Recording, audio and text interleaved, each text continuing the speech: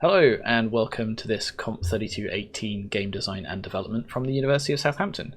Today we're going to be playing some more of our students' second piece of coursework. I am Tom Blount, I'm one of the lecturers on the course, and I'm joined here today by... Johan Molino, one of the demonstrators. Fantastic. Johan, could you tell us a little bit about what we asked the students to do for this piece of coursework? So this coursework was interesting. We asked them to make a narrative-based game with story engine, which means that the game should have instances where the gameplay itself affects the narrative, and the narrative affecting the gameplay. Brilliant. Okay, let's jump into our first game. Okay, and this game is A Soul's Story. So, a really nice looking, sort of stylized title screen. Let's jump into it. Very, very dramatic fade. Yeah. So I thought originally I thought this was a title screen, so they've set up a studio called Next Dialogue, but no, I think that's the tutorial. So we've got enter for next dialogue, we've got up and down to pick, we've got WSD to move. Brilliant. Maybe a little long in the sort of fade in and fade out. Left click. Sort of front loading a lot of the information, but they seem relatively standard controls, so I'm sure we'll be able to keep track of it all.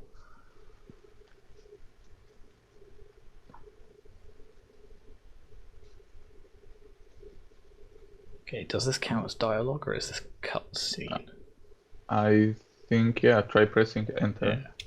Nice little particle effect in the background. Yes, I think I remember seeing this game in the expo. Take a seat. I am happy that you've come for today's session.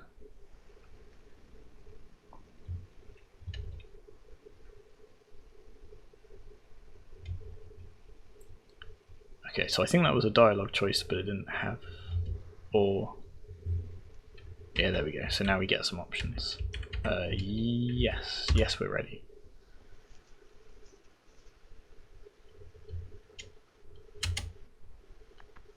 Okay, it's interesting that we have to hit next dialogue after we've made our choice. Have you been taking your pills? Ooh, nice little bit of false agency, so two choices that basically mean the same thing.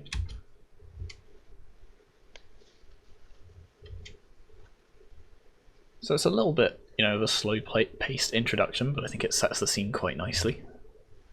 Yeah, definitely.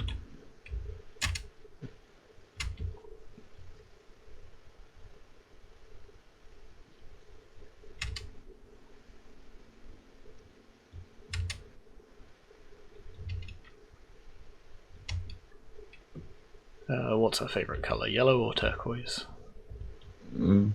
Maybe yellow. Yellow. It'd be interesting to see if that's going to crop up at some other point. No, it's okay. That's... I'm not sure you get to tell me what my favourite colour is, but okay. What day of the week do you usually visit? Today's... What's today? Today is Wednesday. See, now I'm going to be wondering, like, if we play this tomorrow, is it going to change it to... So, yeah, if you're watching this on YouTube, we are playing it on a Wednesday, and I'm curious if it is detecting that from the system time, or if this is just coincidence. Okay, maybe it's not then. Or maybe this person is just messing with us. Okay, interesting little transition there. Shifting the colours, shifting the drama. So we've either established that this person is deliberately messing with us, or our memory is terrible. And it's kind of interesting that we don't know which of those is true. And it sets up a really nice mood. Oh wow. Okay. So we just sort of had a bit of a catatonic moment there. Final question, did your parents have a fight? So again, we've got some choice.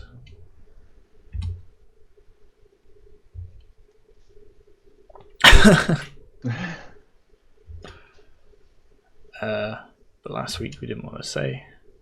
Maybe you can tell me about them.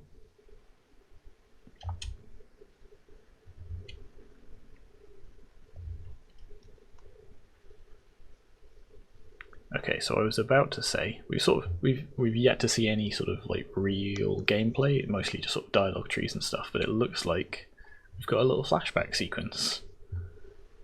By the way, is there any sound? I can't hear any sound. Ooh. Okay, so I like the text just sort of appearing across the scenery. I think that's a really nice technique. And I also really like the way they've put sort of like a film grain over it. It sort of gives it that sort of flashback kind of feel. Yeah. I can't move though, so I am just sort of stuck here looking around.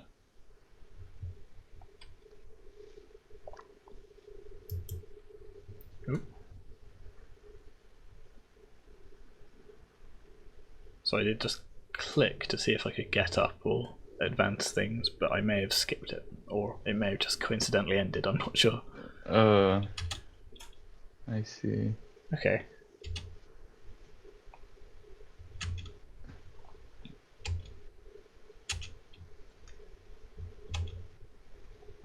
Okay, so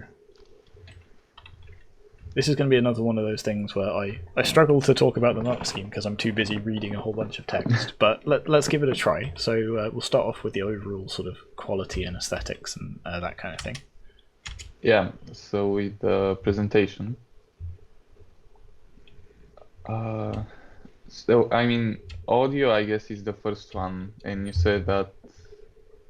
Yeah, there doesn't seem to be any. I'm just going to quickly tab out and make sure I've got the volume on. Yeah, it doesn't look like there's any. That's strange.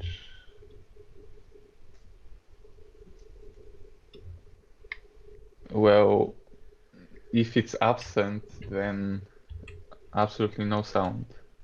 Maybe there is some sound in the gameplay sections, but we still haven't really tried them. Yeah, so we'll. I tell you what, let's come back to that one. Let's talk about sort of the overall graphics. Yeah, the graphics. So predominantly text-based, so kind of not a lot going on. There's the nice particle effect in the background, which adds like a nice bit of polish rather than it just being a flat screen. It gives it this sort of ethereal feel. And I think I remember from the expo, stuff gradually starts to come into focus in that as well, which is kind of a nice touch. And we also have these little flashback sections where, aha, here we go. So it looks like we actually have, yeah, some freedom of movement. And I do really like the... So again, like the graphics themselves are like relatively simplish. But the polish on them, like adding the sort of little film grain and things like that, and the sort of the way the text glows on the floor is like a really, really nice touch. Yeah, it does look like... It looks really nice on my side. So let's start at good and see Managing agency. What's next. Yeah.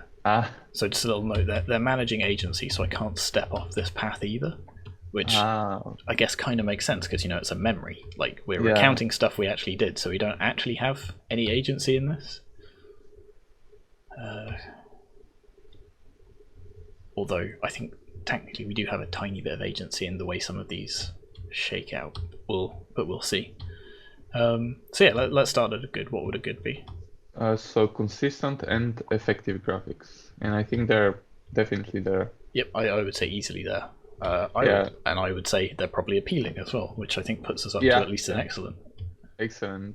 And priority would be consistent, effective, and thematically resonant graphics, which now that's probably kinda is there, maybe, or it's getting there at least. Tries to get there. Yeah, I think some of these little touches, like I keep coming back to the film grain and stuff like, and bits like this, where in theory these are, a couple of people that we're witnessing, but either because we're repressing the memories or things like that, it's changed and altered. Yeah. Which I think are kind of nice touches. Whether it sort of ties in directly to the theme of the fable that they're trying to recreate as part of this coursework, I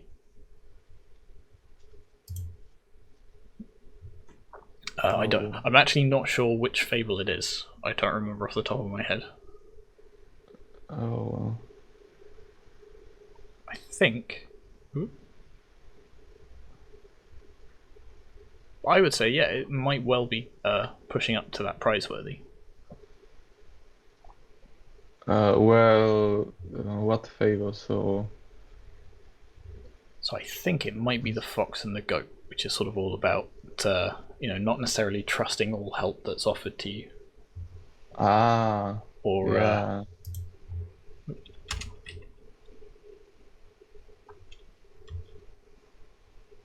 But I could be mistaken on that. We'll keep playing and see if it becomes clearer.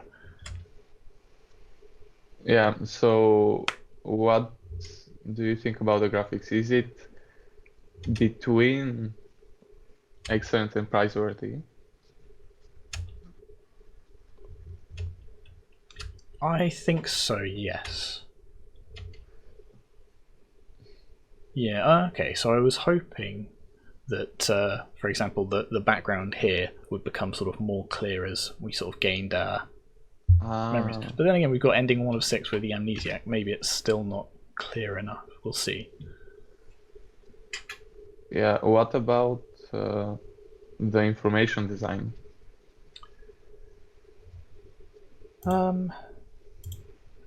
So there isn't that much. So part of the issue is there's not a huge amount of gameplay, and as such, there's not a huge amount of information to be displayed. Yeah, there are the choices, the text choices, and yeah. What information have we got? We've got really all we've got is the choices that pop up. I think that might be kind of it. There's, I guess, the sort of more implicit information design of the consequences to those choices, but that's probably something that we'll talk about more in agency rather than. Yeah.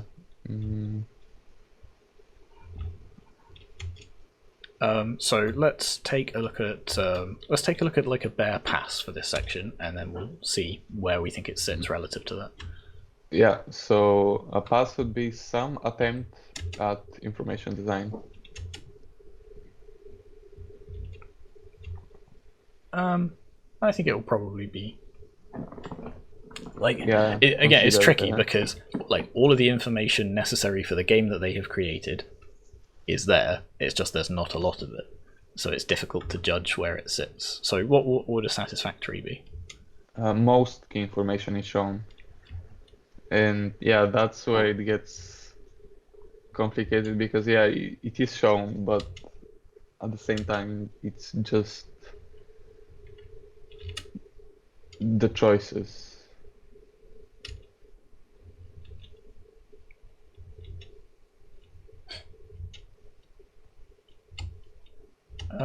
Okay, and yeah, so for the sake of argument, what would a good be?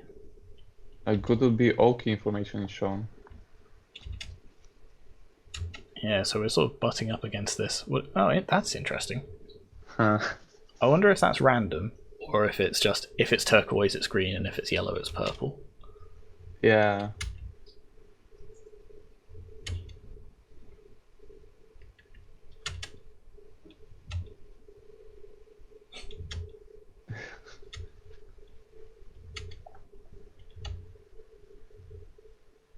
Yeah, so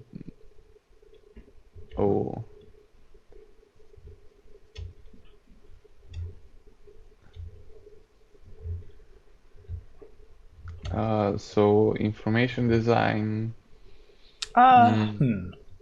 again, being perhaps somewhat generous, this, for example, is this is an example of information design.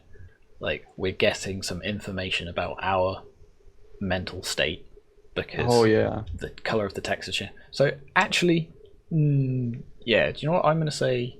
Should we say between a satisfactory and a good for the minute? Yeah.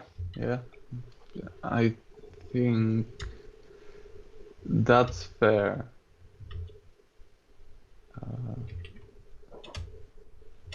Yeah, I mean, with the amount of gameplay they've done, they do it. The thing you just saw was a nice touch, and maybe you could also consider the text on the walls and that as information design, or would that be considered more graphics? I mean, I guess you can consider it both, right? It's like the way that they are displayed and the clarity with which they are displayed are, yeah, both graphics and information design. Yeah. Okay, in which case perhaps we think it is at a good. Yeah. So audio, I don't think there is any. So yeah, I've still not noticed any audio. On the next playthrough, can you did you go to the options? Maybe it's muted there, or I will double check that when we get back. But yeah, I think for now we're going to have to mark it as absent just because I can't hear any. And if that is the case, that's kind of a real shame because it's a relatively easy thing to. Oh. Okay, so somehow I managed to skip out of this the last time, and I don't quite know how I did that, but I can either go back to bed or I can investigate. So let's. Oh, this is. I have to click and make a choice, I guess.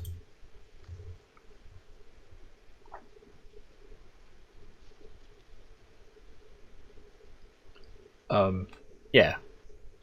So if there is absolutely no audio, that's a bit of a shame because it is a relatively easy thing to add, even if it's just, you know, a looping background track or something like that, or a little interface noise every time you make a choice.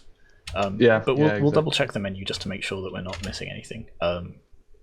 Okay, so other than that, we're on to mechanics and meaningful play. Yeah. How are the controls? The small amount of controls.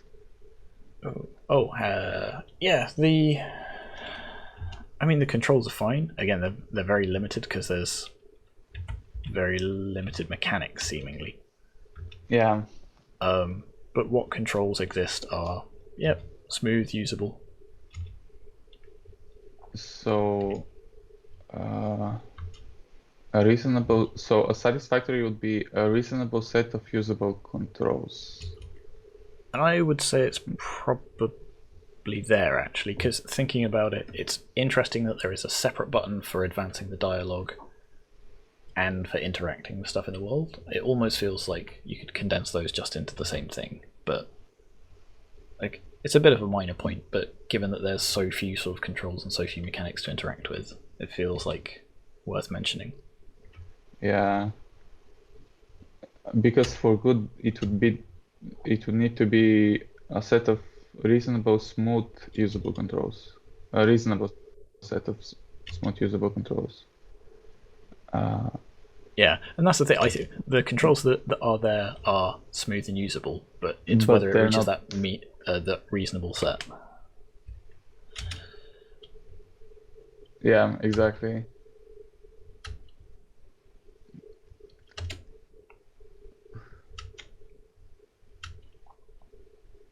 That's interesting. So definitely hit a branching point here because this is all stuff that we haven't seen before.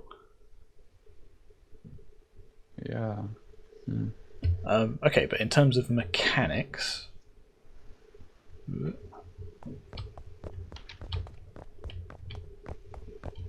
we don't have a huge amount of ways of sort of interacting with the game itself. We've got the dialogue choices and we've got sort of moving through a level, but there isn't.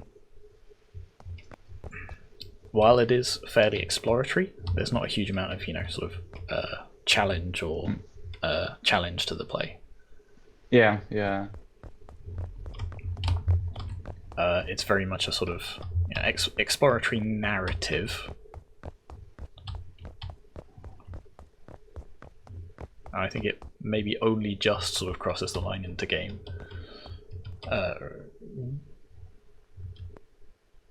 Nice little bit of environmental storytelling here, though. Just the sort of like the little signs around the thing, the sort of black particle effect that I think signifies that we've got an interaction point.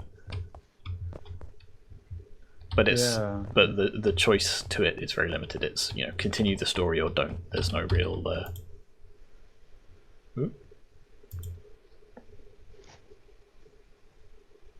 Oh, we've got like a timed thing. I don't know. I don't know how to actually click on stuff. I can't click on. With the arrow keys, maybe, or I don't know if this is. So I was just talking about there being part of the. Yeah, I was just talking about there being a lack of gameplay, and right now I don't know if this is gameplay that I'm struggling to control, or because I can't seem to click on any of these things, or whether it's just a bit of sort of like fixed storytelling, a bit like a sort of cutscene, trying to sort of. Again, sort of showcase our mental state and all of that. Because I'm pressing enter, I'm clicking, I'm using the arrow keys, nothing seems to be working, unfortunately. So I've got to assume this is just, again, sort of more storytelling rather than a. Although I could open the first one. Yeah, that's strange. Okay, so again, let's take a look at the mark scheme. What would a good be? For mechanics. I can access the options here. Interesting. So this says there is music, effects, and ambience. Oh, wait. If I turn something. Okay, so let's quickly revisit audio because it turns out there is some, and for some reason it just wasn't playing until I turned that. Yeah. So. Okay, good. So I assume we panicked them quite a lot by saying they had absent audio. Brilliant, but now we can allay those fears. So we'll quickly nip back to that. Oh, I wonder what restart level I was just thinking that as well. Okay, in terms of audio, so we have music, we've got ambience, and there was... we don't seem to have restarted either. So we may have hit a bug here, or it's just taking a little bit of time. I think it's just taking a little bit of time. Let's check. So music, effects, and ambience. So yeah, we've got footsteps. Okay. We've got ambient music. Okay, brilliant. So in terms of the music, the audio, then let's take a quick look at the good and see where we go from there. Good would be complementary audio effects and music. And now I'm very happy to say, yep, it's at least that. So what would an excellent be? Complementary and appealing effects and music. And I would say it's probably there as well. Yeah. That's... Ooh, hang on. So I think my cursor just isn't showing up. I think that's the problem.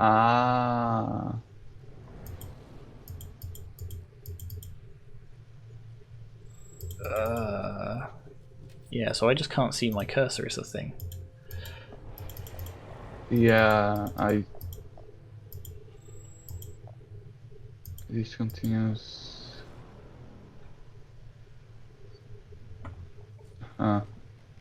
So yeah, let me just. Yeah, so it's at the excellent level with complementary and appealing effects and music. And for it to be prizeworthy, to need to be sophisticated, complementary and appealing effects and music. And not sure if it's there. Yeah, I think it's solidly at the excellent one. but otherwise... Sorry, I'm getting distracted by answering fake emails. Yeah, so I think we can sort of confidently say that it's at the excellent. I don't think it quite reaches the prizeworthy. Again, there's that sort of question of what is the theme and the sort of thematic resonance. Perhaps it is halfway between the two.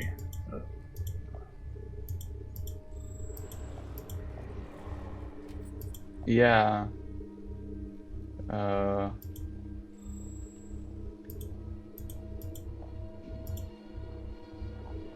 Okay. So now that we come back to mechanics, now that I've figured out how this actually works, I think we can sort of say, yeah, okay, there is some gameplay. This, I've got to admit, this sort of little mini game feels a little bit tacked on. It kind of does put us into the sort of the mental state space of the person that we're playing as. Yeah. But the fact that we completely didn't have anything like this in the first playthrough makes it feel a bit sort of disjointed and almost sort of forced in.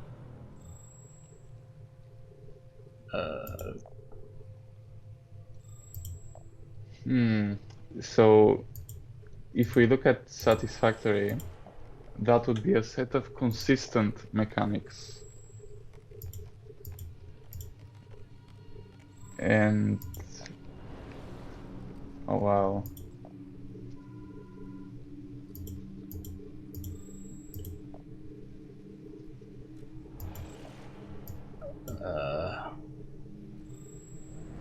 It's getting...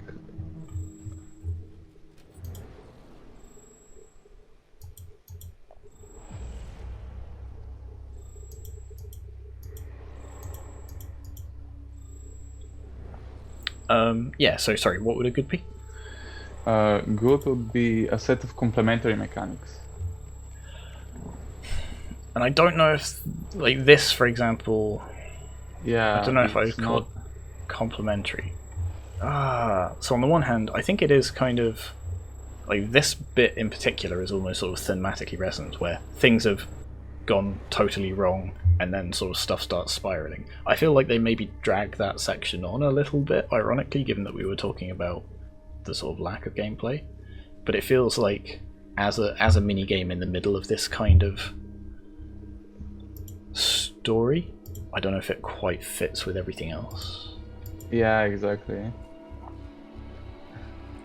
So for example, instead, for this kind of exploratory narrative kind of thing, we could have maybe we could deviate from our sort of particular path in this office block. We could sort of find, sort of extra little bits of narratives and stuff hidden around the area, that kind of thing. Something to give the player a reason to go and explore and find these little sort of tidbits of narrative. Yeah, that's true. But otherwise, I think... okay, so what would a satisfactory be, say? Satisfactory would be a set of consistent mechanics.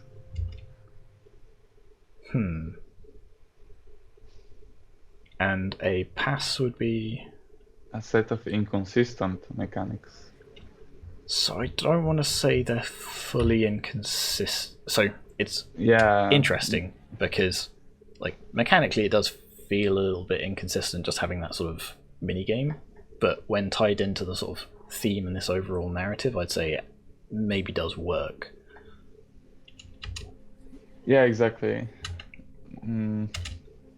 So I would say perhaps around the satisfactory mark for that. Yeah, I was thinking the same. And what about bugs? I think we... So I would say not being able to see the cursor, for example, in that minigame is a pretty dramatic bug. I imagine perhaps it worked for them when they were testing it, because otherwise that would be a very important one to fix. So maybe it's just, the difference between certain systems and things like that, which is why it's important to test on a range of things if you're able to. But if you're not, it hasn't... So we didn't notice any in the first playthrough. We noticed that one in the second. So what would a good be? So let's call it a minor bug, even though it's sort of verging towards Like it made it very difficult to play, but it didn't prevent us from progressing. Yeah, so a good would be a game is reasonably complex, but there are infrequent minor bugs. And I would say it probably fits, because the game is relatively complex. That bug is infrequent in that it only really hinders in one particular. That's interesting. I'm just wondering if this panel is part of the asset pack that they've used, or if it's something that they've put there deliberately. Yeah. Was walking home. So that's the night. So now we're seeing that night from another side, because of our earlier choices, we're actually a different person in this final scene.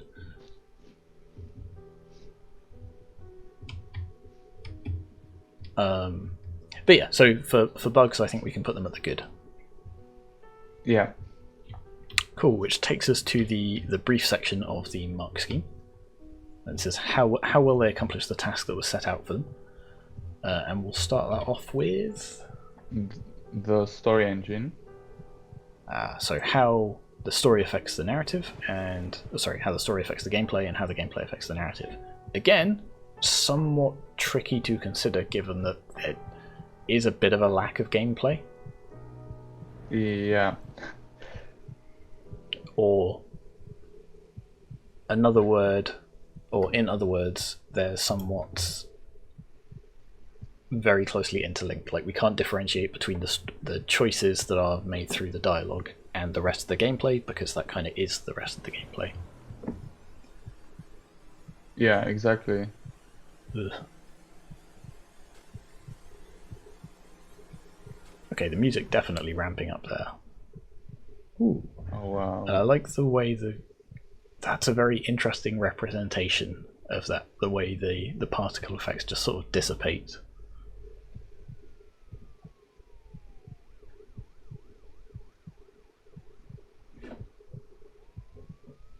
Yeah, wow. Is it? Okay.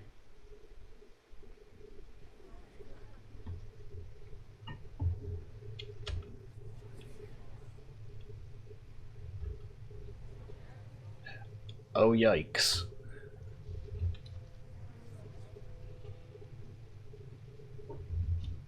Huh.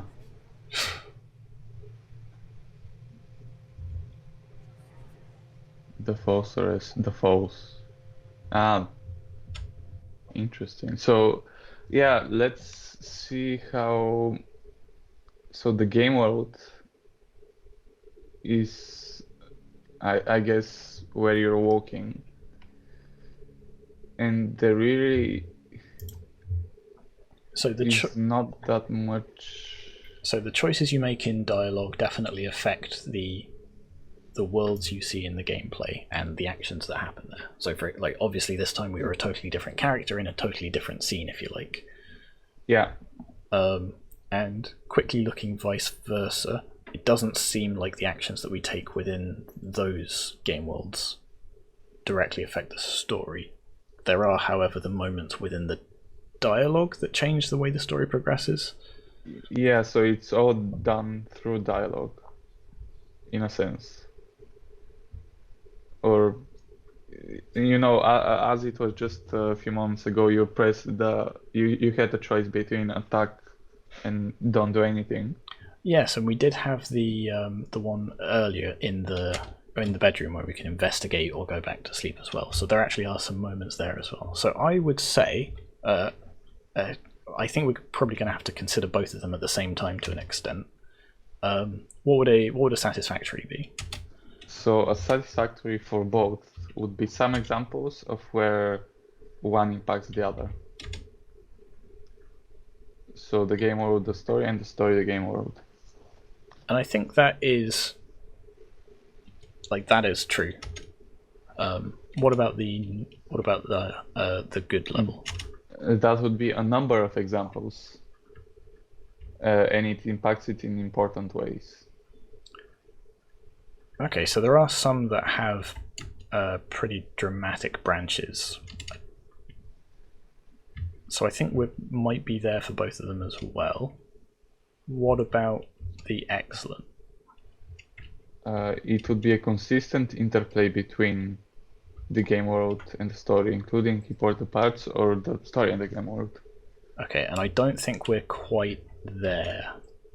Just because, again, there's something of a lack of outright sort of gameplay and meaningful play in this. It's more of a sort of let's explore these different sort of narrative branches rather than as a player feel that we have control over them.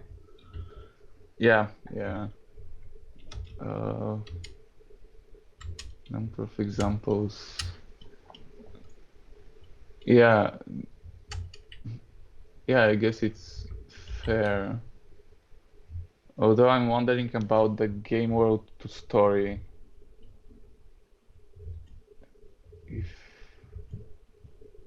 If we have that many, I mean, yeah, actually, I suppose there are a few examples, and it does impact it in somewhat important ways.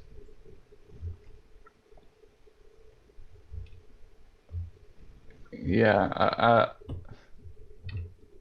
it is tricky, this one. Yeah. It feels like maybe they're not necessarily completely at the good for the game or the story. Yeah, see, I was trying to consider these dialogues as part of the gameplay in a sense.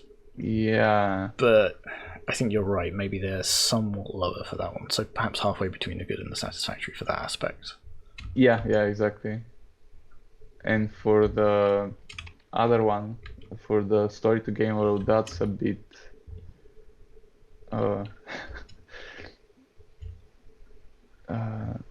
yeah, that might be a bit better, or okay, yeah, you know what, I'll agree with that. Oh wow, what happened? I feel like we may have missed memories there, but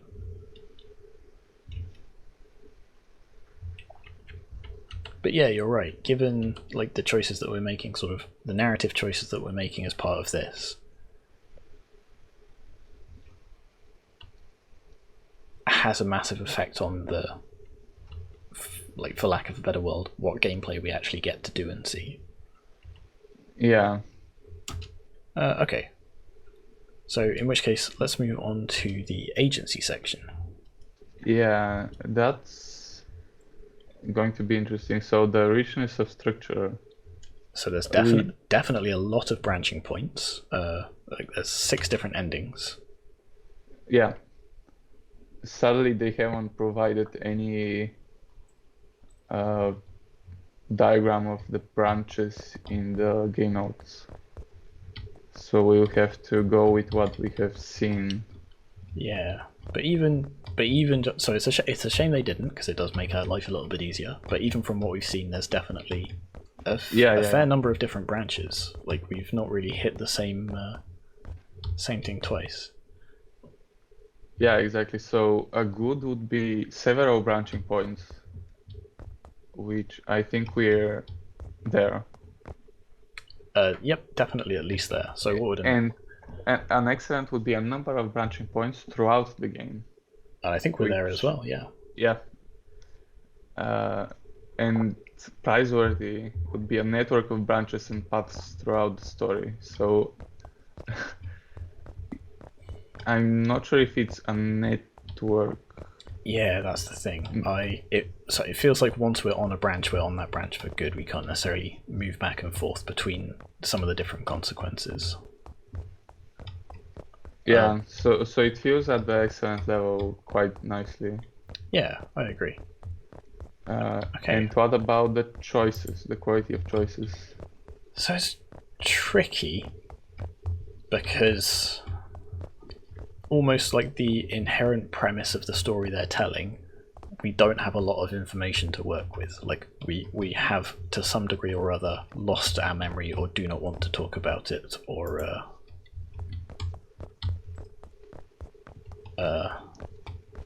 or whatever. Pressed it, yeah. Yeah. So some of the choices are kind of interesting in that they are deliberately false choices, and the narrator or the person that we're talking to calls us out on them fairly regularly. Some of them have a very big impact on the rest of the story that we're going to see, and there is no real no real foreshadowing that is necessarily the case. So for example, we can pick did our parents fight or not, has a massive impact on the rest of the story from the looks of it. But the reason that we're making the choice is, again, it's because we're going to replay it, and sort of because we'll want to explore all of the different paths in this narrative, rather than we want to make that choice because that choice to us is important. Yeah, that's... So let's look at the good level. Yeah. And go from there. So a good would be some interesting choices and attempts to manage player agency. And we did kinda, or at least you mentioned some of the attempts for that. Yeah, I think we can say we're solidly at the good level. What would they need to do to reach the excellent level? So it would need to be interesting choices and an effective system for managing player agency. Now, do you think it quite meets that?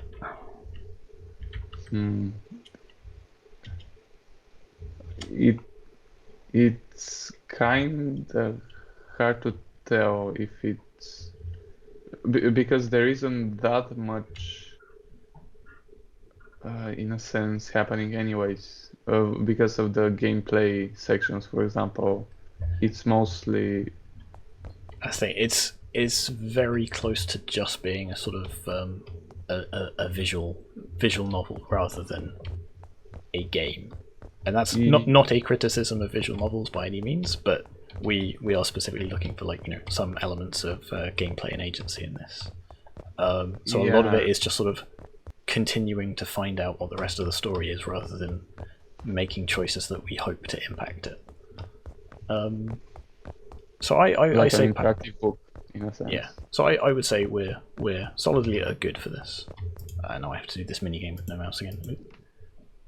Yeah. So in the meantime, what about the poetics of the game?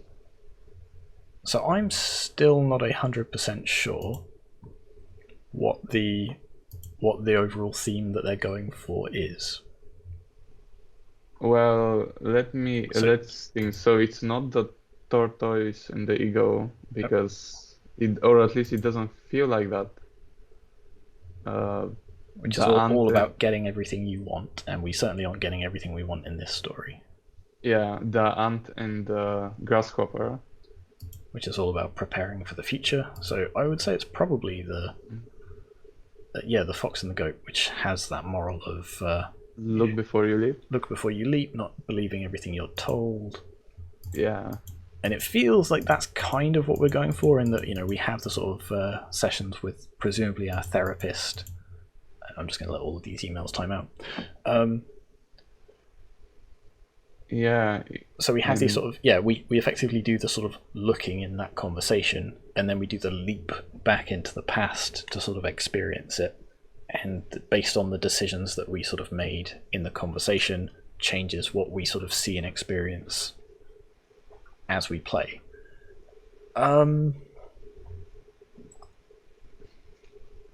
Let's see. So for So I was going to say quickly, what do they mention in there?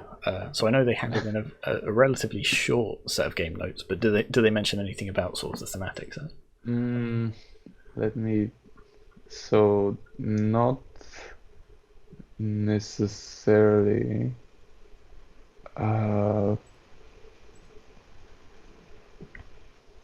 No, I don't think so.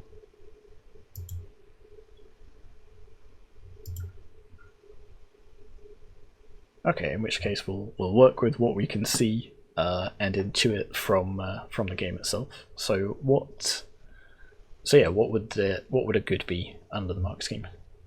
Narrative and gameplay complement one another, as the key mechanics are in keeping with the themes of the story. And again, there aren't enough sort of mechanics or necessarily agency over the direction of the plot, I think, to hit that. Yeah. So yeah, let's look at satisfactory, which is narrative and gameplay do not interfere with one another, but the key mechanics have little to do with the themes of the story. And I think to a degree that might be where we are for this. Yeah. Just because, as we've sort of already pondered over at length, there aren't enough underlying mechanics to bring across the theme. The theme is mostly brought across through the story interactions, which is, fine. That is, but by the definition of our mark scheme, satisfactory. Wow, that's a lot of emails. But yeah, what about pacing? So we have a nice interplay between, again, the sort of the gameplay segments and the sort of the narrative reflective segments with our psychiatrist. We've got a clear final peak with the climactic incident where we're on one side of this mugging or other, and then a small little epilogue where that's somewhat resolved. So I think there is definitely pacing at work here. Yeah, it does feel like that. So a good would be ascending pacing with a clear final peak. So this is the thing. Does it feel ascending, or is it? There's varied pacing, but to me it doesn't feel like it ever ascends, if that makes sense.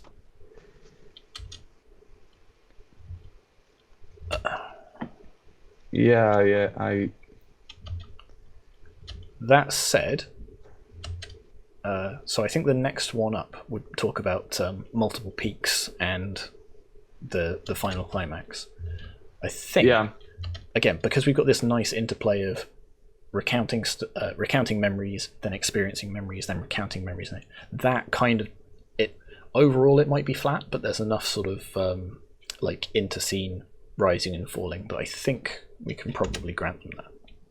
So I'd say almost it feels like it's between a satisfactory and an excellent, which I think puts them at good. Yeah, and this is interesting because the techniques they've used, it feels like a few different techniques. Yeah, so the techniques I'm actually quite happy with. They've got these dialogue trees. They've got the sort of pseudo cutscenes where, for example, where we killed that child. Where control was taken from us, again, kind of emphasizing the powerless feeling of things. The way they sort of display this text within the world, sort of as we're experiencing it, as if we're sort of recounting our monologue and stuff, but in a different format to the previous dialogue trees. I think they've used a number of techniques, and I think they have been really effectively used for this. Yeah, so an excellent for this would be appropriate and consistent use of more than one game writing technique. Yeah, and I'd say they're definitely there. What about a step ahead? Praiseworthy would be sophisticated and novel use of several game writing techniques. So I'm not sure it quite necessarily hits novel, but I think it might be reaching towards it. Yeah, like I would say, like this sort of example of a cutscene, like is relatively sophisticated. Like they're manipulating the camera, making sure the player doesn't have control, sort of interspersing it with dialogue choices and things like that. I think between an excellent and a praiseworthy might be where this lands. Yeah, that.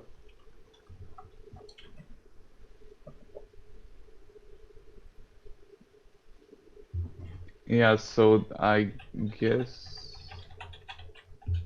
Oh, That's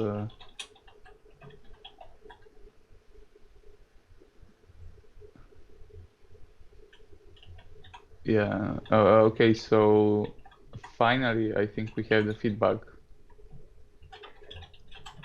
Yeah, so we provide the students with some feedback during the development process, and then we ask them to respond to that and talk about how they did so in their game notes. So, yeah, what did they say about the feedback they got? The feedback we received was that the game may play out as a visual novel without much gameplay to back it up. In order to respond to this, we spent a lot of effort creating memory scenes that involve a lot of player agency and interaction. Interesting. Yeah, the largest of the two being the two office memories where the player is to sit down at their desk and complete their work.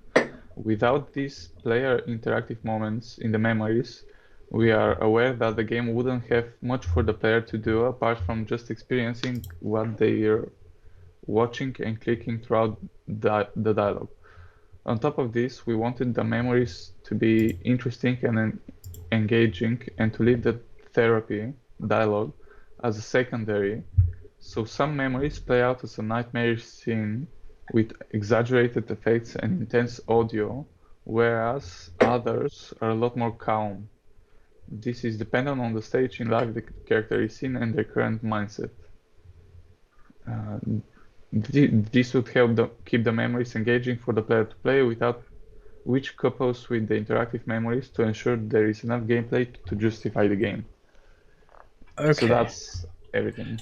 So interestingly, something that we've already talked about quite a lot. Yeah. So I understand why they've sort of how they've tried to take that feedback on board. I'm not sure it's been as effective as perhaps it could have been. So, for example, they sort of say, yeah, we needed to add some gameplay, so we put in that kind of sort of mini game, if you like, in the office section. And it feels like it does feel like, yeah. On the one hand, they've definitely tried to address the problem. I don't know if it's been fully successful. I think, sort of going back to what I was saying at the time, I think there are maybe better ways to include that sort of gameplay in this sort of game. Yeah, make the choices through the gameplay, like in the beginning where you were either explore or go back to bed. Yeah, exactly. So have branches within those little memory segments, whether you go down the left hallway or the right hallway, affects how that memory plays out, or go to work or skip out. Yeah. Or just go back. Something like that. Yeah, absolutely. And even as we were saying, sort of like a lot of the enjoyment out of this game and this type of game overall comes from trying to explore the narrative and see what all the options are. You could have a similar thing within those memory sections. So you get to explore the memory more fully and find little hidden bits of narrative around that sort of expand the story a little bit more. And that becomes your reward for searching and finding things. Okay, so they've made an attempt. It's perhaps not been as successful as we'd like, but they've made an attempt to do that, and it has had, I think, overall a positive impact. Like, certainly, if that wasn't there, we'd have said there was very, very, very little gameplay. So, yeah. So let's check the mark scheme. What would a satisfactory be for that? So a satisfactory would be feedback was addressed and the changes have been somewhat successful.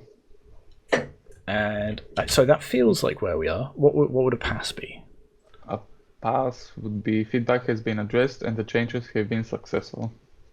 So I don't think we are necessarily all the way there. So because as you said, there were a few different things that they could have done with the gameplay sections. Sorry, to make it. Was that a good or was that the pass level? So satisfactory is feedback was addressed and the changes have been somewhat successful. And a good would be the changes are successful. And what was a pass? Pass would be feedback was addressed, but the changes have had limited success. And see, it feels like we're more that side of things. So maybe at a pass, maybe between a pass and a satisfactory.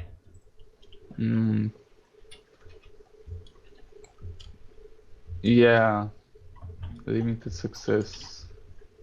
Yeah, it does feel. Like, given that it's something that we were sort of talking about constantly while playing, like, it's obviously had limited success because it hasn't necessarily done the thing that they wanted to in full.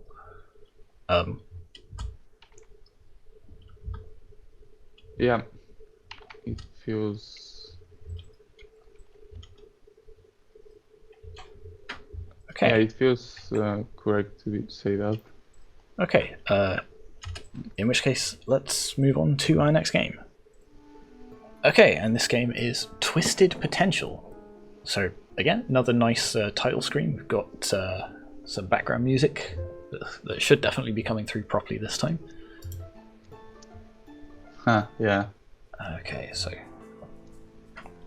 little integrated tutorial. So we've got arrow keys and space. Oh, nice. They get coloured in as we go as well. That's kind of nice. I guess I have to space before we can continue. Okay. Seems a bit of an empty wood. I guess that's to get. Oh no. Aha. Some sort of goblin in underpants. Pop. Pop. Oh. There we go. We've killed our second child for the day. I think their knives are longer than mine. That feels unfair. Okay. So we are kind of thrown right into the mix here. Arguably, a nice example of in medias res. We're thrown right into the action, but we also don't have a lot to sort of set the scene or tell us what we're doing. But it looks like that might be about to happen. So, aha, a new face. A pleasure to meet you. Who are you? I'm a friend in this dangerous place. A scavenger looking to pass on my goods to a worthy holder. Available to you today. The Overlord's Blade, a sturdy sword said to hold the whispers of all slain. I'm not sure I want my sword whispering to me. Some say it's cursed, I say that it's effective. Or the Mystic Orb, powers once held by the Overlord, speed, strength and endurance. Tales go it drove him mad, but he was weak and I'm sure you'll be fine. Yeah, this seems like a great choice. All items on the house, yeah, this seems even better. So, okay. So first run, do we go horribly cursed, or do we try and let's get horribly cursed the first time? Let's go for the sword. Yeah. Did he just say that sword will serve me well? Right. Okay, so a slight shift in graphical style a little bit. It's reminding me of the days of having a BBC Acorn. How could you possibly have that sword? I can't help you, I'm sorry. My family were killed by the Overlord's Blade, you have to leave. Hey kid, you're going after the treasure? Yep. I am an adventurer myself, but then I took an arrow to the... No, wait, wrong name. I've got some information that's worth its price. For a small percentage of the treasure, I'll happily tell you about a secret route to Eagleton. You might get a smaller cut of what you find, but given that all we found so far is cursed, yes, absolutely I will share my loot with you. There's a clearing to the left on the path ahead, you'll see a stone slab with 2 lions, blah blah blah. A few other people have taken the deal too, doesn't matter me either. Okay. Would you like to leave? Eagleton Passage, stay, secret route 1. Yeah, let's try the secret. So presumably the secret route is better. Bonk. Bonk.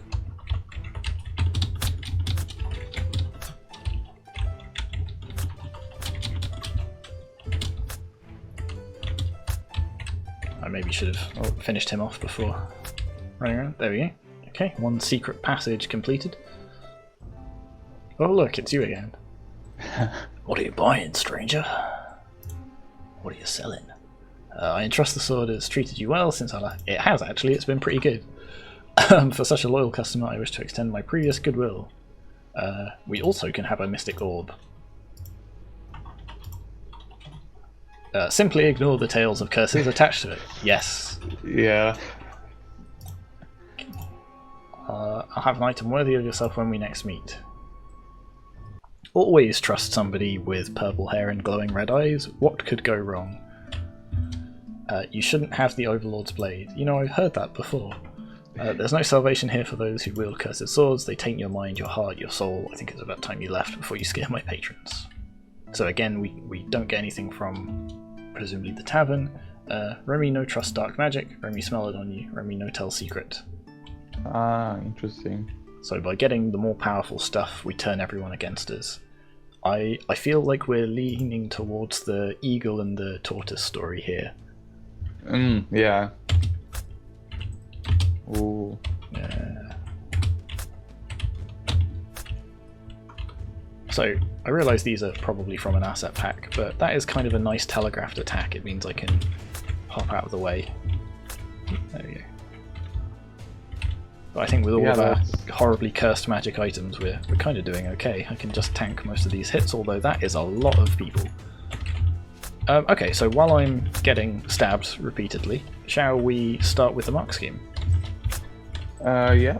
Let's see. So we can look at the audio. Yep, so we've got a number of different audio sort of backing tracks that sort of change where we are. We've got some nice combat effects. So yeah. So overall I think we're easily up at a good level. Complementary audio effects and music. Yep, and I would say they're probably appealing as well. Yeah, which puts them at the excellent level. Oh, the final item. Yeah, take it. Hey, you know, we have glowing eyes.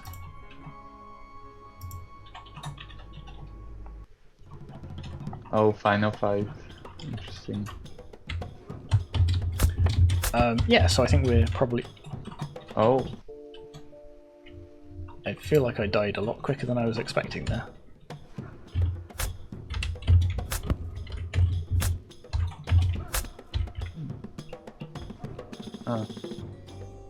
Oh, hang on. These are all the people from the town. Ah, yeah. Ow. There we go. Yeah, so again, kind of a nice callback, so we see the characters... okay. Ah, it even tells you. So that was ending number 5. I have to say, this epilogue's a little bit disappointing. It would have been nice to have, you know, a moment of reflection after the climactic final boss that tells us what happens to us. I guess that's kind of left to our imagination. It is nice that they sort of keep a track of what endings we've seen and haven't seen. But a little bit of like extra sort of epilogue and storytelling I think would go a long way there. Yeah, so the audio is at the excellent level. What do you think about the graphics? They're a bit... they're interesting. Overall, I think they're okay. But yeah, there's definitely some inconsistencies, particularly the switch from combat to town.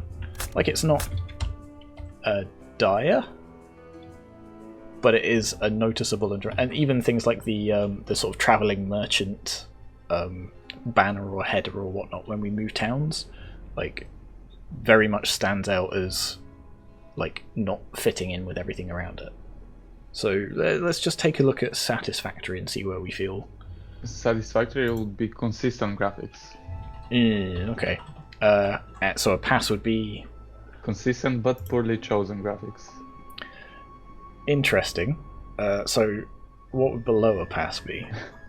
Inconsistent graphics. So this is the thing. They are definitely inconsistent in places. However, I think most of the way they're not poorly chosen. Like, they've done all right with what they're working with. Yeah. Yeah, it's... yeah, walk away. So it feels like they're in between a poor and like a satisfactory. Yeah. Which would be a pass. Which would be a pass. Which... yeah, it's a bit jarring at the beginning, but then... I think that's the thing. I think I'm overlooking a lot of the... let's say some of the flaws with the graphical style, because the rest of the game is okay. And I think we give them a pass for the graphics, and then, you know, like the rest of the gameplay will be reflected in the rest of the mark scheme. Yeah. Let's see. What kind of information design do we have? So we've got things like the health bars, the hitboxes, the telegraphed attacks, when we're receiving damage, when we're dealing damage, and all that stuff I think is actually telegraphed quite well, or shown quite well. Perhaps some of like the extent of the hitboxes isn't super clear, but other than that, I think it's not too bad. So let's see. All the key information is shown. I think we have that. Yeah. And even when you get, you choose the magic or the sword, you know, it's you can see it on yourself. You either glow or you have the sword. Yeah. And I assume now it's going to be harder.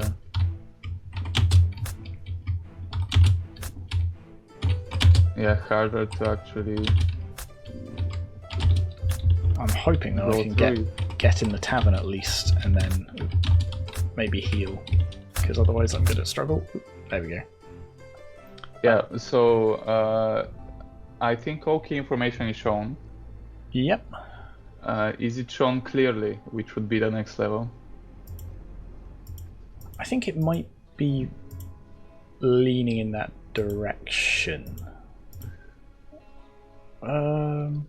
Yeah, not necessarily all the way there.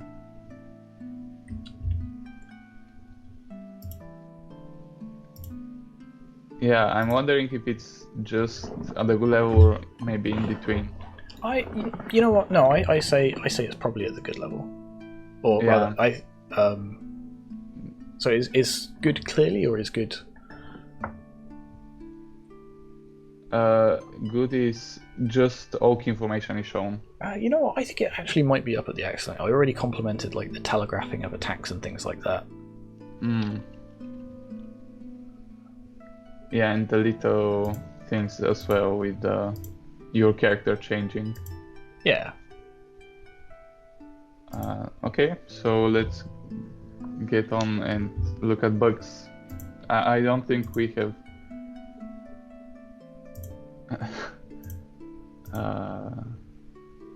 When we do good. Secret route. I wonder if the secret route is easier than the other one. In which case it kind of balances out not having the magic orb or whatever. Yeah.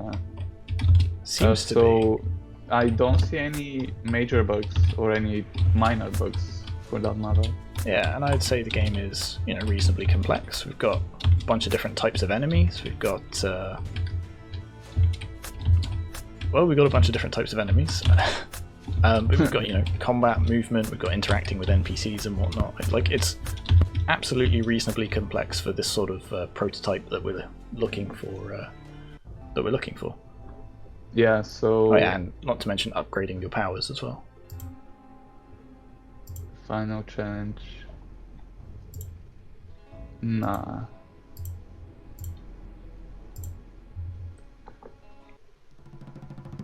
Is it going to be with the merchant? Oh. No, it's with some slimes that we have never seen before up until this point. I was fully expecting it to be the merchant there. That's a bit unusual. Okay, yeah, I'm happy with the decision we made for their graphical mark, because the giant slime definitely looks a bit out of place there. Yeah. Oh, he spawns more. Okay, I'm just gonna...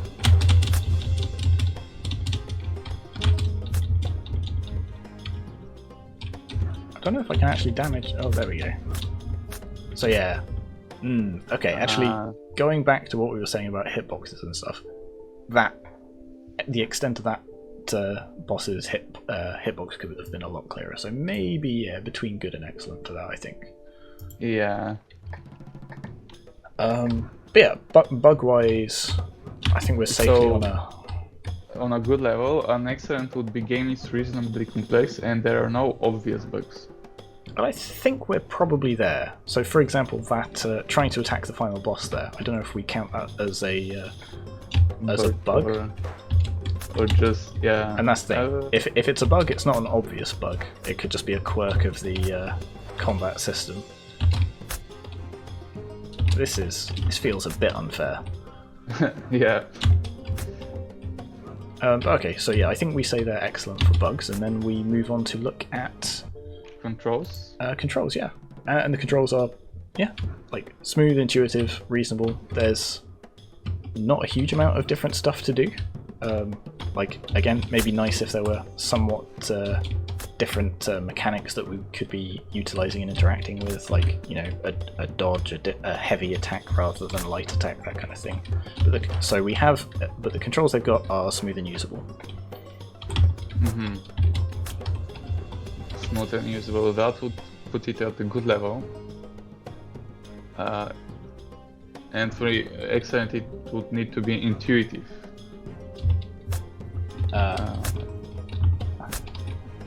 And again, it's definitely intuitive. Yeah, but the amount of them. Yeah, exactly. Yeah. So perhaps halfway between the two then for them. Yeah. So, and finally, what about the mechanics themselves? Yeah. So I would say a reasonable set of complementary mechanics. Again, whether it's like a super wide set is found a way to cheese the boss. Perfect. Like, there's definitely scope for adding things and improving them. But overall, the mechanics there, yeah, work well together. Yeah. Right. Huh. See, this is, yeah. This feels very... Actually, like just look what happened in front of you. Was that floating island before? I don't think it was, and I'm curious if this is going to expand if I get all of the endings. Yeah, maybe. But yeah, so mechanically wise, a good would mean a set of complementary mechanics. And excellent would be a wide set of... Yeah. So I would call this a good, like... Yeah, like, it's not wide, but they are... Yeah, like the mechanics they're utilizing are good, like the combat feels pretty satisfying, but there's definitely scope for expansion with, you know, rather than just getting these upgrades to your stats, giving you, you know, a fireball power or a dodge power or some other sort of means of interacting with things. But yeah, solid good, I would say. So I would suggest you try to just take the sword. Yeah, that's what I'm going to do. Just but the sword. Later, yeah. So next thing would be... That really is jarring, isn't it? Yeah, Oh, you're gonna... I'm just going to ignore him. I'm just going to... and see if what's the difference. Also, I'm not sharing my treasure this time. Yeah, I think there's just more enemies. A little difficult to tell. But with my magic sword, I think I should be okay. Yeah. So what is next on our list? The story engine. Okay. And how the game and narrative. So first off, I'm just going to stab. Story definitely impacts gameplay. The choice that we make sort of between each level affects the number of enemies we face. They affect sort of stats and things like that. Pretty clear change there. I don't think anything that we do within the gameplay itself affects the outcome of the story. Yeah, actually. I was going to say that, you know, Remy doesn't give you information, doesn't talk to you, but that's part of the narrative.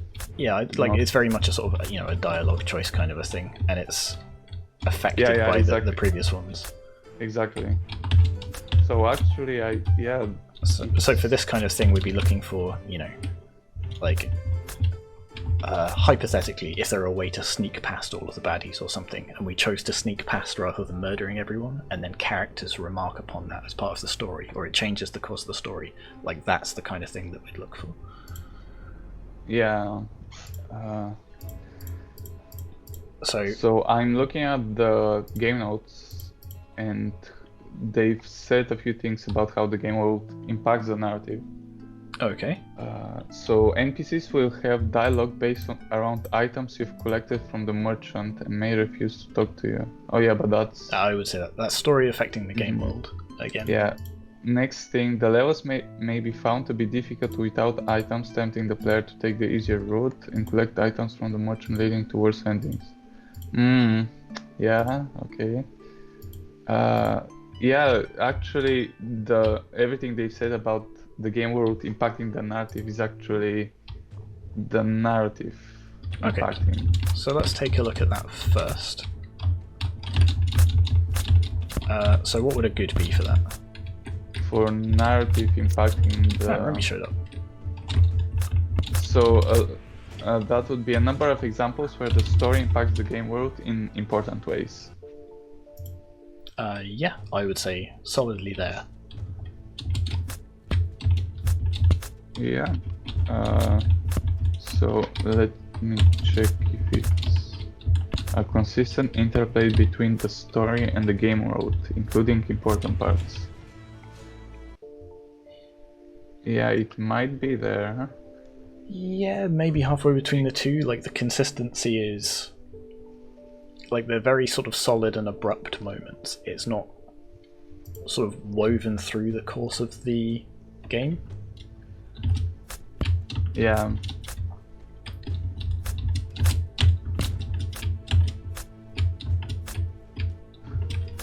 So yeah, I would say probably halfway between the two if we're going to go for that.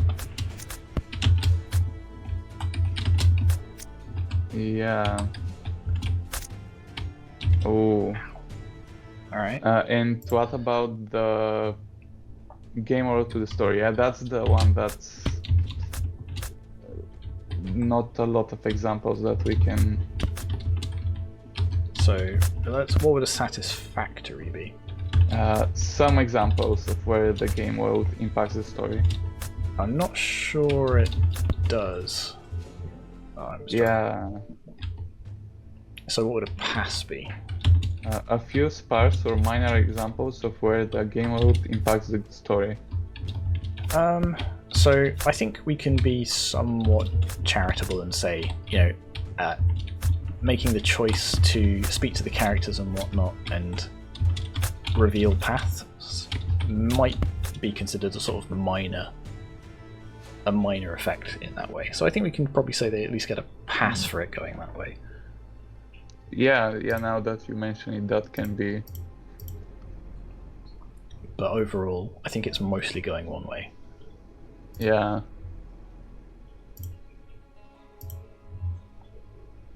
I guess that leads us... Is it the same boss actually? Oh, interesting. Yeah, see, there's no real relation between the choices we make and the boss we fight. Like, it'd be nice if that was sort of showcased a bit more or telegraphed and, like, you know, some explanation of why we're fighting this thing. Yeah. Like, it's interesting that they presumably have a different boss fight for every one of the different endings. Although yeah. the endings themselves are not very distinct. Yeah. Like, because it's just smash cut to you standing on a cliff, it doesn't feel like a different ending, really. It's just, oh, you fought a different boss. Yeah, that's... That said, I am compelled to try and find out all of them, just in case something different happens. So, if we go to the regions of structure, the branching points, so we do have, I think... So there are branching points in a sense. Yeah, it's not... They're not particularly dramatic branches. We can choose the sword, the orb, or neither. And the only real effect that has on the remainder of the game is which NPCs will talk to us, and which boss fight we get, and which box goes green at the end. But it doesn't really change the overall story, is the thing. Yeah, exactly.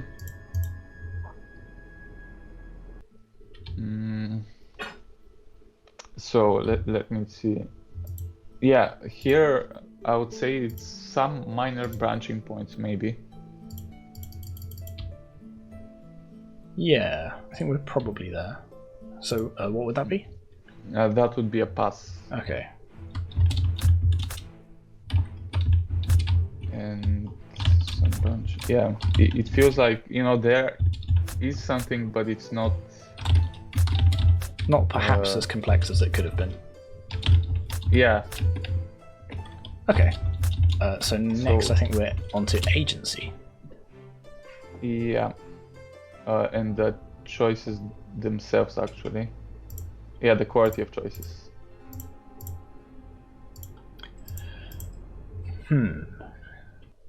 So the choice itself, the options are somewhat interesting because it's almost a choice between two styles of gameplay. Like, do you want the more damage? Do you want the more resilience? Fine. It's not hugely set up on your first playthrough of why wouldn't you take one or the other, except the guy, you know, does have glowing red eyes, so maybe that's a bit of a giveaway. But also because it's a nice short little prototype that showcases what they're trying to do, it's something that you can quickly try again and repeat with a different option in mind.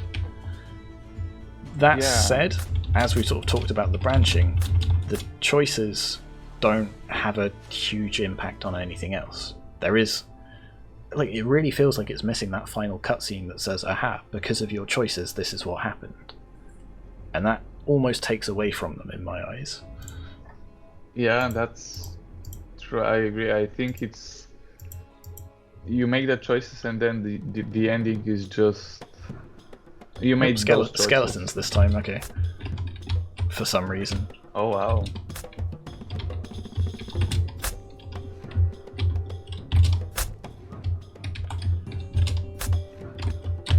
Like, yeah, this is, like, again, the sort of, what's the word, the just, not inconsistency, but the incongruity of just, why are we fighting skeletons now? Like, why is that different the last time? Why are we fighting skeletons because we picked up an orb and not a sword? Yeah. Okay, so, in terms of the mark scheme, what would a satisfactory be for the... Satisfactory would be some interesting choices. And I think this is something that's come up in other ones we've talked about. It's also the same choice 3 times, rather than particularly different or interesting choices. Ah, yeah. Well, that's not entirely true. We also have the choices of, do we get the secret passage or not? It's not clear why we'd ever not take the secret passage, though. Yeah, in a sense, you know, you are asked, are you going to share with me the treasure? And you're like, yeah, because you don't know the treasure or what it's going to be. And again, there's no epilogue saying you found the treasure. Yeah, exactly. So it doesn't matter if we split half of it. Wait, what? Why wouldn't that guy talk to us? Is it because we've got the orb?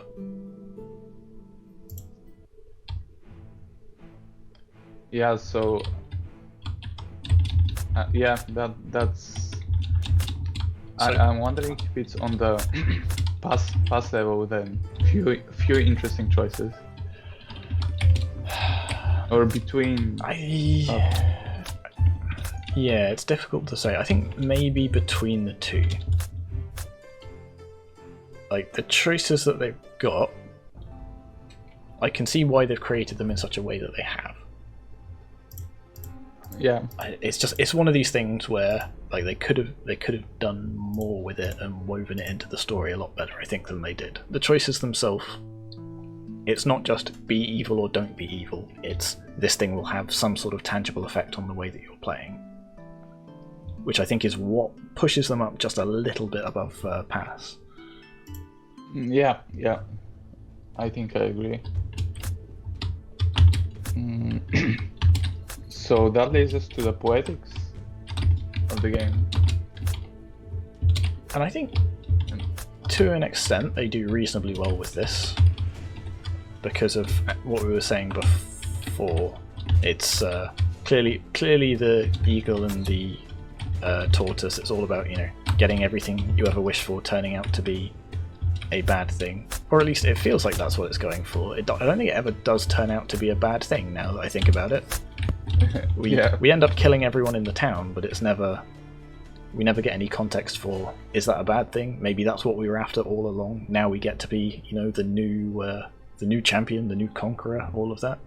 Like, maybe that's a good ending for us. Yeah, that's true. You don't really.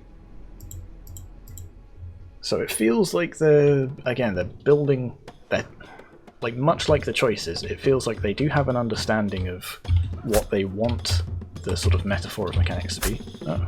So yeah, again, a slightly incongruous boss fight. This time we're fighting slimes and skeletons and wizards and the giant statue thing. And I guess that's partly because we have a power level that lets us do that. But yeah, so it feels like they have an understanding of what they wanted to do, but perhaps the execution of it isn't all it could have been. So let's take a look at a satisfactory on the mark scheme. So a satisfactory would be narrative and gameplay complement one another. No, wait, narrative and gameplay do not interfere with one another, but the key mechanics have little to do with the themes of the story. Okay, so now we've got all the endings, but yeah, no further epilogue, unfortunately. So yeah, the moment-to-moment mechanics don't really underline the theme. They are somewhat affected by the choices that you make, giving you more and more and more power. But actually, on reflection, I think it ends up taking away from it, because there's no negative consequences to becoming fully powered. If anything, it gives you a bit of an easier boss fight. Yeah. So yeah. I tell you what, let's take a quick look at their game notes and see what they say about it, and maybe we can look at it in the light of what they've said. Let me see. So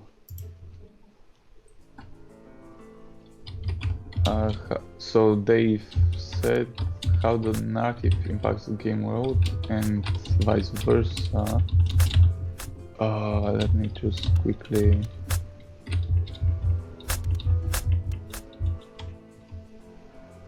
So if you take an item from the merchant, a town member in each village fears you, causing you to lose information. No. Yeah, that's true. I completely ignored that when I was talking about there being no negative. Okay, so we can definitely say it's not hindered or conflicting or working against it, because there is that negative consequence of gaining more and more power. Okay, I stand corrected. And it says that the more powerful items you have, the more enemies will attack you in levels. Yeah, I can see that sort of, again, being posed as a negative consequence. I think in reality, that gives you just more gameplay and more fun, and you get to sort of, you've enhanced your destructive abilities, so you want to destroy more things. So that bit might be conflicting somewhat, but I think the main one is you get less help from the tavern because you're becoming, or the NPCs and stuff in the taverns, because you're becoming more and more evil. So I think that's okay. I think that's fine. I think we can say. Yeah. There's also this interesting thing, which, depending on which items you have collected from the merchant, reach one of 5 endings and receive a different treasure at the end. And I'm not sure what treasure. Yeah, I certainly didn't notice. If you achieve the best ending, if you don't get any powers, you are rewarded for not giving in to the temptation of the easy road. But yeah. But how? In what way? Okay.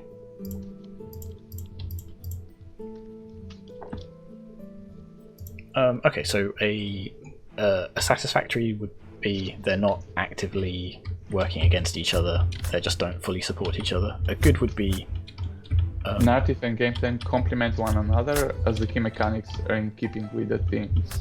And an excellent would be beyond that, and would be the mechanics emphasize the themes of the story. Yeah, I don't think we're quite there, because it is a bit of a limited interaction, and the moment-to-moment mechanics don't really have anything to do with the theme. But I'd say they're maybe at a good.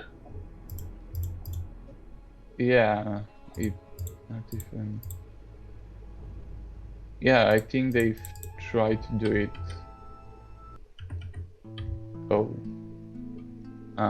Yeah. Okay, so next is techniques. Yeah. So we have the dialogue that tells the story. Cutscenes, or not cutscenes, but when you talk to the merchant.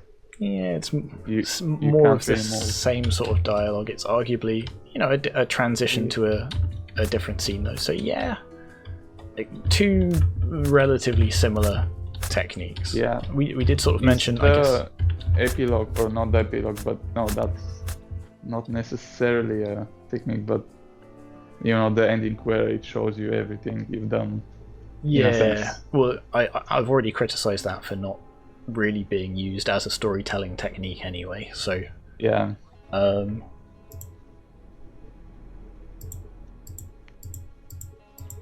So it's predominantly told through the dialogue. There's no real sort of environmental storytelling. We do sort of arguably start in medias res, but the inciting question isn't particularly resolved. We aren't given a huge amount of motivation for why we're here, or what we're doing, or what this treasure that we're after is. But I think the techniques they're using are used pretty competently. Yeah. Would you consider your character changing depending on what items you have environmental storytelling? Interesting. Not really, because it's not telling us more about the story. Yeah. It's more about information design, actually. Yeah, so we already said it was a nice thing as part of the information design, but I don't think it doesn't tell us anything about the world, about us as a character, about our motivations or what we're up against. Although it definitely is a nice piece of polish. Yeah. So if it so a satisfactory would be use of at least one game writing technique. Okay, and we're definitely at least there. Are we? Yeah, and for good it would be use of more than one. Okay, so you made the argument that they're maybe using two, because we have the sort of the interlevel cutscene almost with the merchant, where we're in a different location. We've got a slightly different narrative kind of thing. We've got but I'd say that's maybe a bit of a stretch. Yeah. So perhaps between the two there. Yeah, if it was just a bit more polished, or maybe they added something just on top, it would go to. I'm going to bring up the epilogue again, and so just say, even if they had some scrolling text over the epilogue saying, you defeated the Overlord's minions, you got the treasure, and then you can use that to refer back to stuff that's happened in gameplay as well. You shared it with. You killed you killed 17 archers.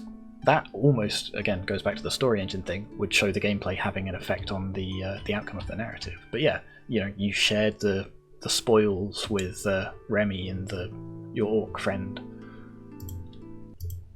Yeah, I agree. And what do you think about the pacing? So it does get harder. Yeah, again, it sort of ties back into that, the motivation and perhaps the goal itself being a little bit unclear. So the mechanical pacing is pretty good. There's definitely an increase in challenge depending on the power-ups you've taken. You feel like you're powering up as well, or you feel like you're getting a much, much bigger challenge based on those actions. The story pacing conversely feels maybe a little bit flat or uncertain, because it's more of the same. It's talk to some people. So we have the interplay between, again, sort of gameplay combat section, walking around a town section. It's not hugely in depth, but again, small prototype seems reasonable. So there is that element of it, but overall it doesn't feel like the stakes are continually being raised. And it's partly, again, due to the weirdness in things like the boss fights. It's not like we're approaching the Overlord and we're getting closer to defeating him and overthrowing him kind of a thing. It's just like, oh, now you're facing one of 5 different bosses for no adequately explored reason. Yeah. And I guess the final... there's no, in a sense, clear final pick, because, final fight, you have a very hard boss. Oh, I hate this. And then just a screen with what you did. Like, that's it. There's a very clear final mechanical peak, because exactly. The boss is the hardest fight you've got so far. But it's that there's no narrative setup or consequences to it. Ah, you're kidding me. Oh. Yeah, exactly. So if we look at satisfactory, that would be some ascending pacing, and a pass would be pacing unclear or flat. So I think maybe we can say there is some ascendant pacing, because again, the mechanical pacing does have a bearing on the narrative pacing, because that's one of the tools in your toolbox as a game designer that lets you ramp up the narrative pacing as well. So I think we can say, yeah, there is ascendant pacing. Ooh. Yeah. The last would be the feedback, which I will look at now. What techniques will you use to tell the story? Which I guess was the feedback, or the something that we asked them, and they said dialogue and NPC builds the game world, whilst discussions with them influence what items the user holds, and in turn how crafted they are, what secret routes they can follow, what enemies spawn in each level. Some NPCs will become too afraid to talk. The music in the villagers is upbeat to show the villagers can be trusted, whilst with the merchant, the music is foreboding and twisting to imply untrustworthiness. So, to me, that doesn't actually answer what techniques are you going to use. That just sort of talks about... that talks more about the story engine and the impacts that the choices have on the narrative and the gameplay. That said, I do like them talking about their use of audio and the fact that they deliberately chose certain pieces of audio to give a certain mood. I think that's kind of a nice approach. Yeah, definitely. They also say, or one of the next feedbacks would be, try to weave your story into the beat 'em up sections. And what they said was, story influences how many enemies you face in a level, and what powers you have in combat based on decisions made talking to villagers. The villager Remy may also appear as an enemy on a level if you anger him. So yeah, they do, so in that case, the story does influence the beat 'em up sections. Not necessarily in a... It doesn't necessarily help tell the story, other than, yes, fighting Remy and the other villagers at the end. Yeah, the final boss is a good example of that, because but it's nothing to do with the story that they're trying to tell, seemingly. Yeah, just a random boss, skeletons or a slime. And also, this is a lot of empty space in the level. They could have put a little bit more set dressing there. I remember this one now. Okay, so this is actually something that I think they did email and let us know about at the end, so I will bring this I'll bring this up now. On this floating platform in front of us, you can just about see are some tiny, tiny golden coins. And the amount of those is dependent on the amount of treasure that we get through various reasons. So the more heroic we are and whether we split it and so on and so on and so on. They had some problems because they were resizing the sprites right before the end. And they forgot to resize the size of the coins, so they're very, very difficult to see. But okay, So there is some more bearing on the epilogue than I've been giving credit for after slamming it for this whole time. That said, I don't think a pile of gold coins is enough of an epilogue still. It would be nice. It's definitely better than it was at first glance, but I think it's still, they could have done more, whether it's through some scrolling text talking about what your character does with this treasure perhaps, or listing the people that he had to kill to get it, or so just something a little bit more. But okay, I will mention that explicitly because I do remember them mentioning it now.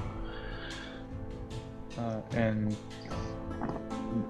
let me just look at the final feedback they have. So they were also told that what information would you give about the pros and cons of the choices? Taking a harder path or not getting a good bargain or all that. And what they said was, the merchant speaks of curses and madness when selling the items, while sounding increasingly eviler if you keep taking items, or desperate if you refuse to take any. And decisions that unlock secret routes are specified in the decision system, but will still be left as an option for the user to take. Which, that last bit signposted. Yeah, that last bit sounded a bit confusing, but I think we signpost with through our dialogue and things that taking the sword is probably going to be a bad idea for you, and it turns out that, I guess depending on your moral character, it is a bad thing.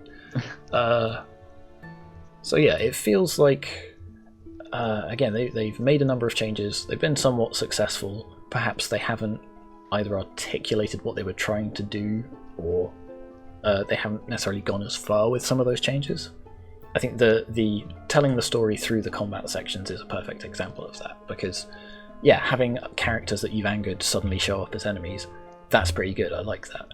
But they could have gone a bit further with it in terms of using some of the empty space to have some environmental storytelling, and again, as we've said a couple of times, having the boss be a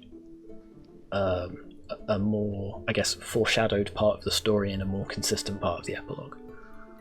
Yeah, exactly. So I think that puts them at the satisfactory, which is feedback was addressed and the changes have been somewhat successful. Yeah, I think that's exactly where we are for that. And I think that's all there is. Okay, let's move on to the next one. Yeah. And this game is Prison Break. So, nice atmospheric title. We've got presumably a little overview of the game behind it, and we've got some nice ambient music as well. So let's jump in. Okay, no controls yet. I guess this is a cutscene. Yeah. Slightly drunkenly waddling skeleton, but okay. Hey, prisoner, look alive. I've got food for you. That went by a bit quick. I think we're about to be executed. My head. All I know is you're at the hideout of Notorious Gang, blackmail, large something. Shut up and eat. Okay, that text disappears quite quickly. So I know it's a cutscene and we don't, have full control over it, but that's maybe the sort of thing that either you want to read out as a voiceover, or gives the player some control over, when it presents the next bit of dialogue. Interesting how they. Okay. So it looks like we've got some sort of stealth escape type game. So we've got a little integrated tutorial as well, which is really nice. We've got F to interact. Hello, skeleton, or mafia skeleton. I'm not sure. Aha, there's a key under our food. So F to interact and E to pick up. Again, maybe they could have been compressed into a single key, but that's kind of a little bit nitpicky. So I guess we can now interact with this. Space to attack. Do I need to attack it? Can I just walk off? I'll do what the tutorial says this time through, and then I'm not very good at this whole attacking thing. There we go. One random guard will drop the key to the prison cell which holds a prisoner on each level. Go to the exit door and use the interact key to move on to the next level. Okay. Okay, so we're also breaking out everyone else in prison as well as us. I guess if we decide to, maybe we can just... Oh, there's the key. Yeah, I don't see why there's... Oh, okay, that's... Hello. Oh, wow. I think the skeleton may be about to interrupt our conversation. That's quite a lot of text and it is quite small. Let me just... Oh. Oh, you also dropped a key. I now have 2 keys. Perfect. Oh. So the first... I might come in handy to you in the end, but only if you unlock all my other cellmates. Huh. For some reason my eyes are just sliding off of this text. Hang on. So left henchman. Hey, don't ask me, I'm only the getaway driver of the gang. All I know is that you were in the wrong place at the wrong time. Can you get me out of the cell? I heard that one of the guards patrolling carried the keys to each cell. Okay, I also heard that one guard on each floor carrying a secret key. But that's just a myth. Okay, so there's 2 keys on each floor, basically, and one of them is secret, and we don't know what it does. Yeah. I might come handy to you in the end, but only if you unlock all my other cellmates. It's all of us or no one.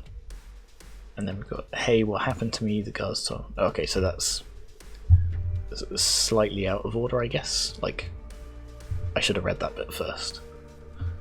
Yeah. This is something that maybe would have been nice as a sort of, like, again, interspersed dialogue, a little bit like that first chat with our skeleton guard, because that's a lot of text to just dump on the player. But, you know, it's... Is there anything to unlock with the secret key in... Well, it said it might be useful later, so I'm going to trust that... Okay, so there's somebody over there. Got a little shadowed out... Ooh, oh, bloody hell. I was not expecting that. Ow. So we've got a little silhouetted outline of our key, sort of hinting that we've not found it yet. Nice bit of information design. There we go, we'll thin these out. Ow. So their patrol paths are not super obvious. It's a bit... what's the word? Without sitting and watching their entire patrol path, it's difficult to know whether they're about to turn a corner and stab you in the face, or turn a corner, or like go on a loop. But that's not the end of the world. Okay, while I'm sort of creeping around all of these different skeletons, let's take a... that feels a bit unforgiving now that I think about it. But yeah, let's start having a look at the mark scheme. So we'll start with the overall presentation. Yeah. What is there any audio? There is. Yeah. So you might not be able to hear it just because I've turned it down a little bit. I thought it was done for them. So there is some background audio. There is a little attacking noise, both when I'm attacking the skeletons and when they're attacking me, and I think there's one when we interact with stuff as well. So yeah. Oh. So there. So are the? Is it complementary audio effects and music? Do they? I would say yes, and I would say that it's also appealing as well. Appealing, yeah, which puts it at the excellent. Okay. What about the graphics? I think they mostly look consistent. Well. The skeletons, the player... I'm not sure. The skeletons, the player, and the NPCs are pretty wildly different. But overall, it's not hugely well, the NPCs are a little bit jarring, but it's not the end of the world. Maybe that's the point, they are different than you. It makes them... okay, this instant death thing is getting a bit annoying. But it does make them stand out as important. But yeah, a little bit inconsistent. Randomness. So I guess it's random, yeah. So... Is it Are we at the good level where it's consistent and effective graphics? Or maybe slightly below that, but... So what would... oh. Okay, well I'm just dead now. What would a satisfactory be? Satisfactory would be just consistent graphics. So I think, much like some of the other games we've seen in this batch, I think overall the graphics are effective, but not necessarily consistent. So I think that puts them at probably the same level as previously, which I think was a satisfactory. Yeah. Although I think they're maybe more consistent than the last one. Yeah, maybe overall, between. Yeah, I think overall they're not too jarringly different. And ooh, this is a different key. I get maybe this is the secret one. And this is sort of He's not going to make it. Yeah, I think it's. Oh. Okay, so between the two for that, and then Yeah. And then I guess the information design. So what information have we got? We've got various hitboxes. I don't know what killed me there. We've got the vision cone of the different skeletons, which I think is quite good. Like, incredibly important that is clear, because they will just kill us dead if it's not. Yeah.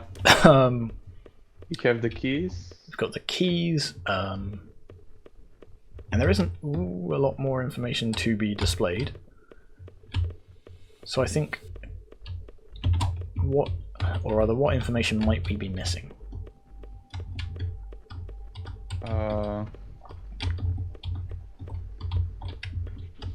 What information? Well, there is no health because you get killed very easily. Maybe, as you said previously, the paths that skeletons take. Yeah, I think it's like it's sort of tangentially part of the information design. It's almost part of the level design. Like, you want them to have a more sort of I mean, they all do have a consistent patrol route, which you will sort of get if you sit and watch them for a while. But it's just kind of the way they're laid out in the level feels, I don't know, it just feels a bit odd to me. But I think that's a minor thing. I think otherwise we can say that pretty much all the key information is shown. Yeah. Okay, some of the dialogue, it's not cut off, it's just fixed in place. It's cool. What do you want to know? You were just a kid during your infamously pay and you botched up our last job. It was so secret.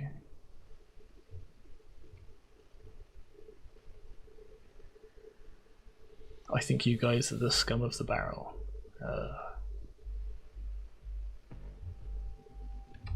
Okay. Now, do you try to... Now, do I try and get the secret key as well? I mean, I've thinned out most of it. I'll just take it really, really slow. But yeah, okay, so information sign. I think all the information is shown and shown clearly. We've got the key things, like the really, really key things, which are the vision cone. Yeah, the vision cone and the keys and all that. Yeah.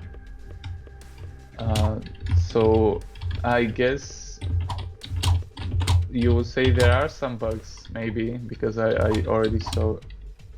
Yeah. That in particular seems a bit of a bug. Yeah.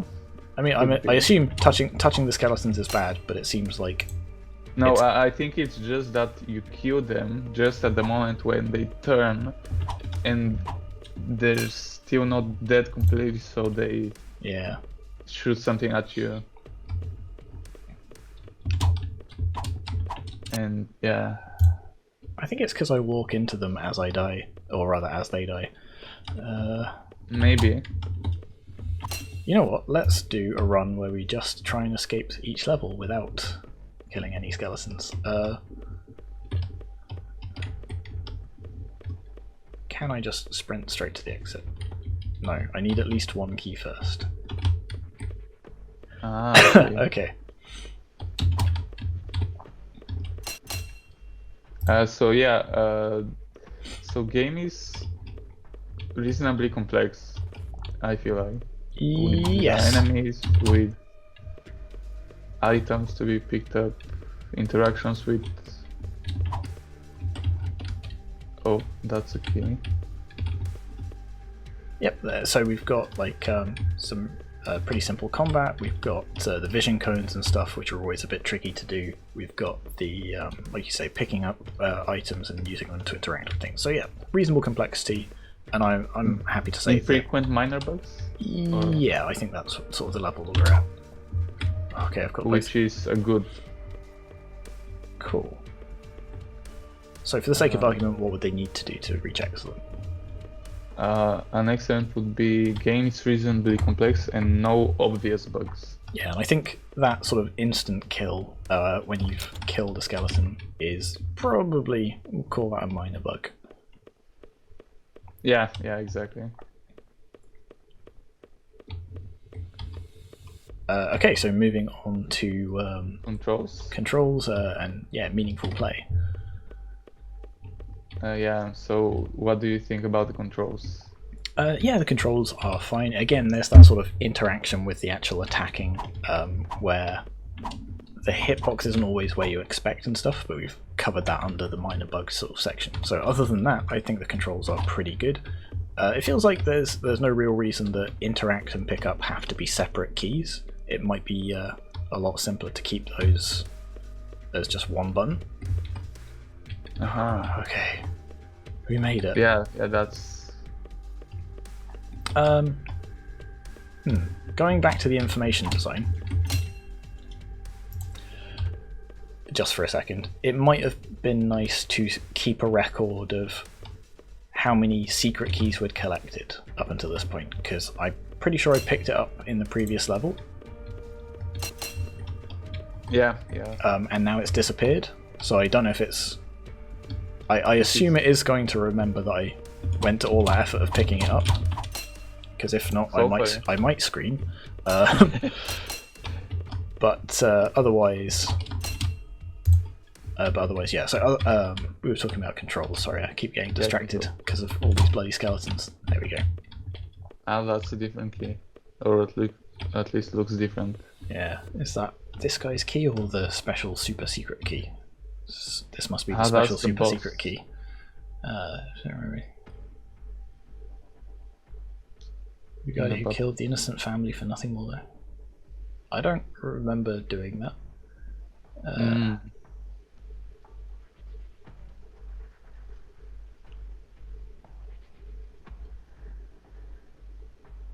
It's an interesting dilemma. So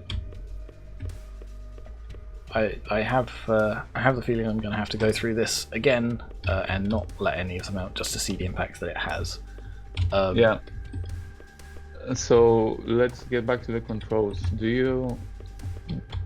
So it's you can attack, you can pick up stuff, unlock stuff, move around, and that's, I think, all there is. So there is a reasonable set. Yeah, I think so. Controls. And they are usable.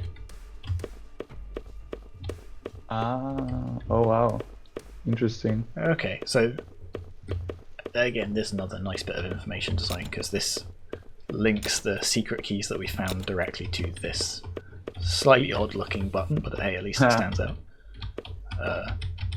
Can't seem to interact with it, though.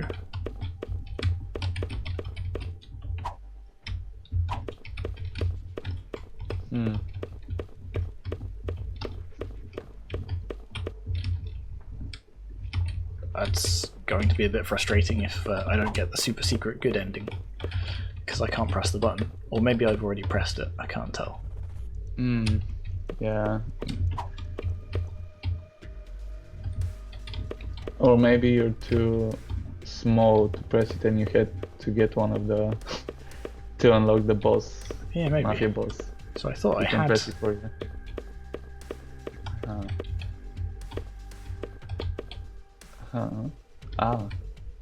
You've done it.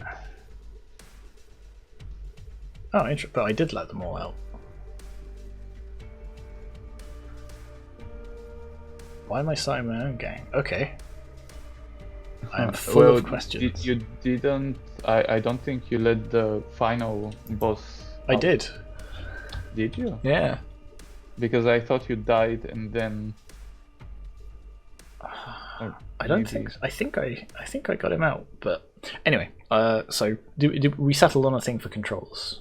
Yeah, maybe a reasonable set of smooth usable controls or just usable controls. I think reasonable set of smooth and usable controls. The controls themselves are fine. The somewhat glitchy interactions with the skeletons notwithstanding. So yeah, I think we put it there, and then we move on to the next bit. Mechanics. Yes. So we have again some fairly basic combat. We've got picking things up. We've got the random dropping of things. The good old MMO mechanics. And we've got like the sort of vision cones and sort of stealth aspect of it as well. Yeah. So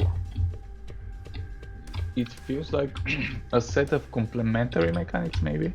Yeah, almost verging on a wide set. Yeah. Maybe if there are different enemies, maybe who do different things or have different cones of vision. Yeah, there's definitely scope for adding extra mechanics to it that could make for kind of, or even sort of like button switch puzzles. So you've got to unlock doors inside levels so you can progress, or there's static cameras that you can turn off, or whatever.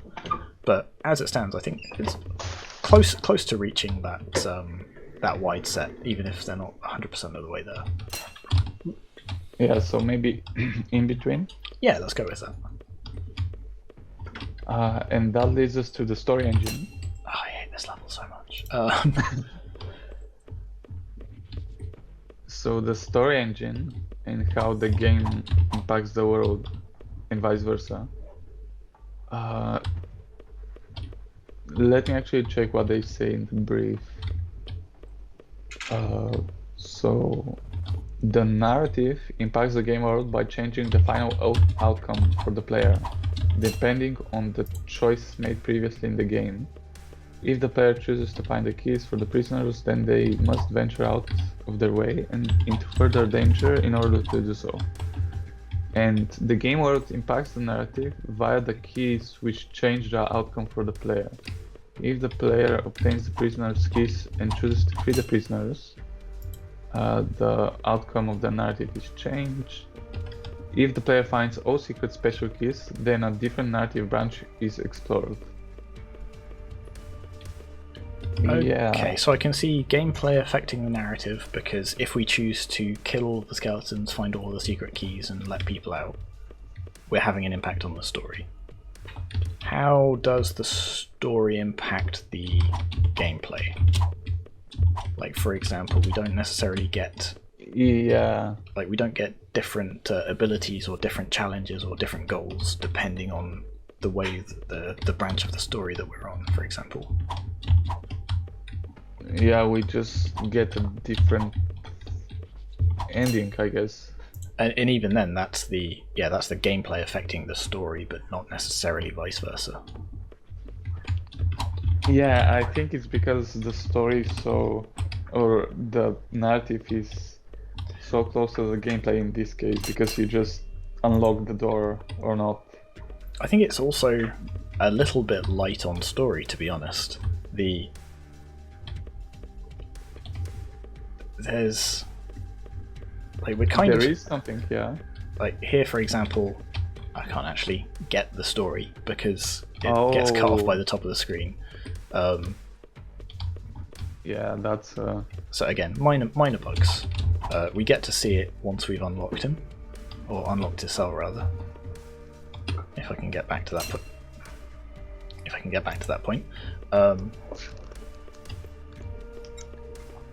Yeah, but other than that,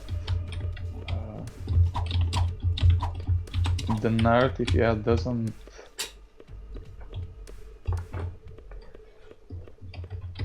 affect that much.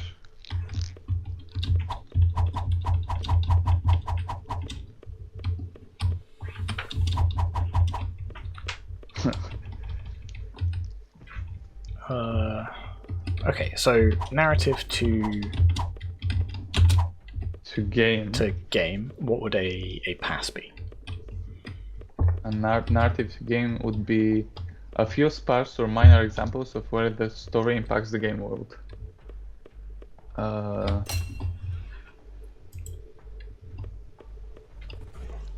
So it might be sort of where we are, because for example, that final scene with all the secret locks and the secret button that we couldn't seem to get working, unfortunately, is kind of an example of the gameplay affecting the story and the gameplay, because like the actions that we take within the game world affect the further our further interactions with the rest of the game world. Yeah, I think. But the gameplay doesn't change as a result of our actions in the story or as a result of the consequences of that. So again, this would be a sort of, I guess, a good example of using other mechanics to sort of change things up a bit. So perhaps, you know, if we make the story choice to let somebody out, then the gameplay shifts and changes because we've let out the mafia's hacker. So now the hacker can help us, can teach us to hack the cameras or something like that. Yeah. That kind of thing. So I think at the minute it's probably down at maybe the pass level. Yeah, it feels sparse examples. Okay. Gameplay to story, however, feels like it is, in theory, has more going on there. We haven't been able to necessarily witness it, partly because I'm bad at killing skeletons, it turns out. So for this, let's take a quick look at their game notes, and we'll take a look at what they say their story branching path is, because we'll need to look at this in a moment anyway for the agency section. Yeah. So the narrative structure itself. So the player has to decide which prisoners they will help. The player must hunt keys and put themselves at risk in order to free prisoners. Therefore, the player has to decide if helping the prisoners is worth the risk of hunting down guards, and whether or not the prisoners can be trusted. There is one secret key and one prisoner key on each level. The player gets different endings based on if he collected all the secret keys, or if he unlocks the prisoners, or if he has done both. The final outcome for the player reflects his choices, with one of the endings reflecting the story of the fox and the goat. Okay, so that's what they say about the narrative structure. So they don't super talk about their story engine there, but... Oh, well, for the story engine itself, they do... Oh, are they a separate section? Okay. Yeah, they do say... the game world impacts the narrative via the key switch change the outcome for the player. If the player obtains the prisoner's key and chooses to free the prisoners, the final outcome of the narrative is changed. And again, if they find all the secret special keys, there is a different narrative branch at the end, which is explored. Okay, so my only real issue here is I'm struggling to see it just because I'm struggling to get through some of the bits of this game, and when we reached the end, it didn't feel like it actually had that impact. For now, that's... For now, I feel like I can give them the benefit of the doubt because of like we can clearly see where, like, you know, these elements of the gameplay should be affecting the story. So let's take a look at good, and then we'll sort of move from there, and then we'll just play through it again and confirm that it is actually working as they intended to. Yeah. So a good would be a number of examples of where the game world impacts the story in important ways. And I'm not sure it's quite there, because although there are a number of options, as the driver and the boss and all of that say, you have to get all of us or none of us kind of a thing. So there's no. It's not like there's a lot of different branches there. It's either you've decided to save all of them, or there was no point bothering kind of a thing. So it's. I guess there's the secret keys, which is the other branch. Yeah. So I guess there are effectively 3 branches, right? There's secret keys. Get all of the keys. Well, I get 4 then, won't it be? Because it'll be save prisoners, don't save prisoners, get keys, don't get keys, and sort of the combinations of those. Well, from the way they put it, it feels like it's... Yeah, so there is 1 secret key and 1 prisoner key on each level, and the player gets different endings based on if he collected all the keys, or if he unlocks the prisoners, or if he has done both. So it feels like they are saying there are 3 different endings or paths.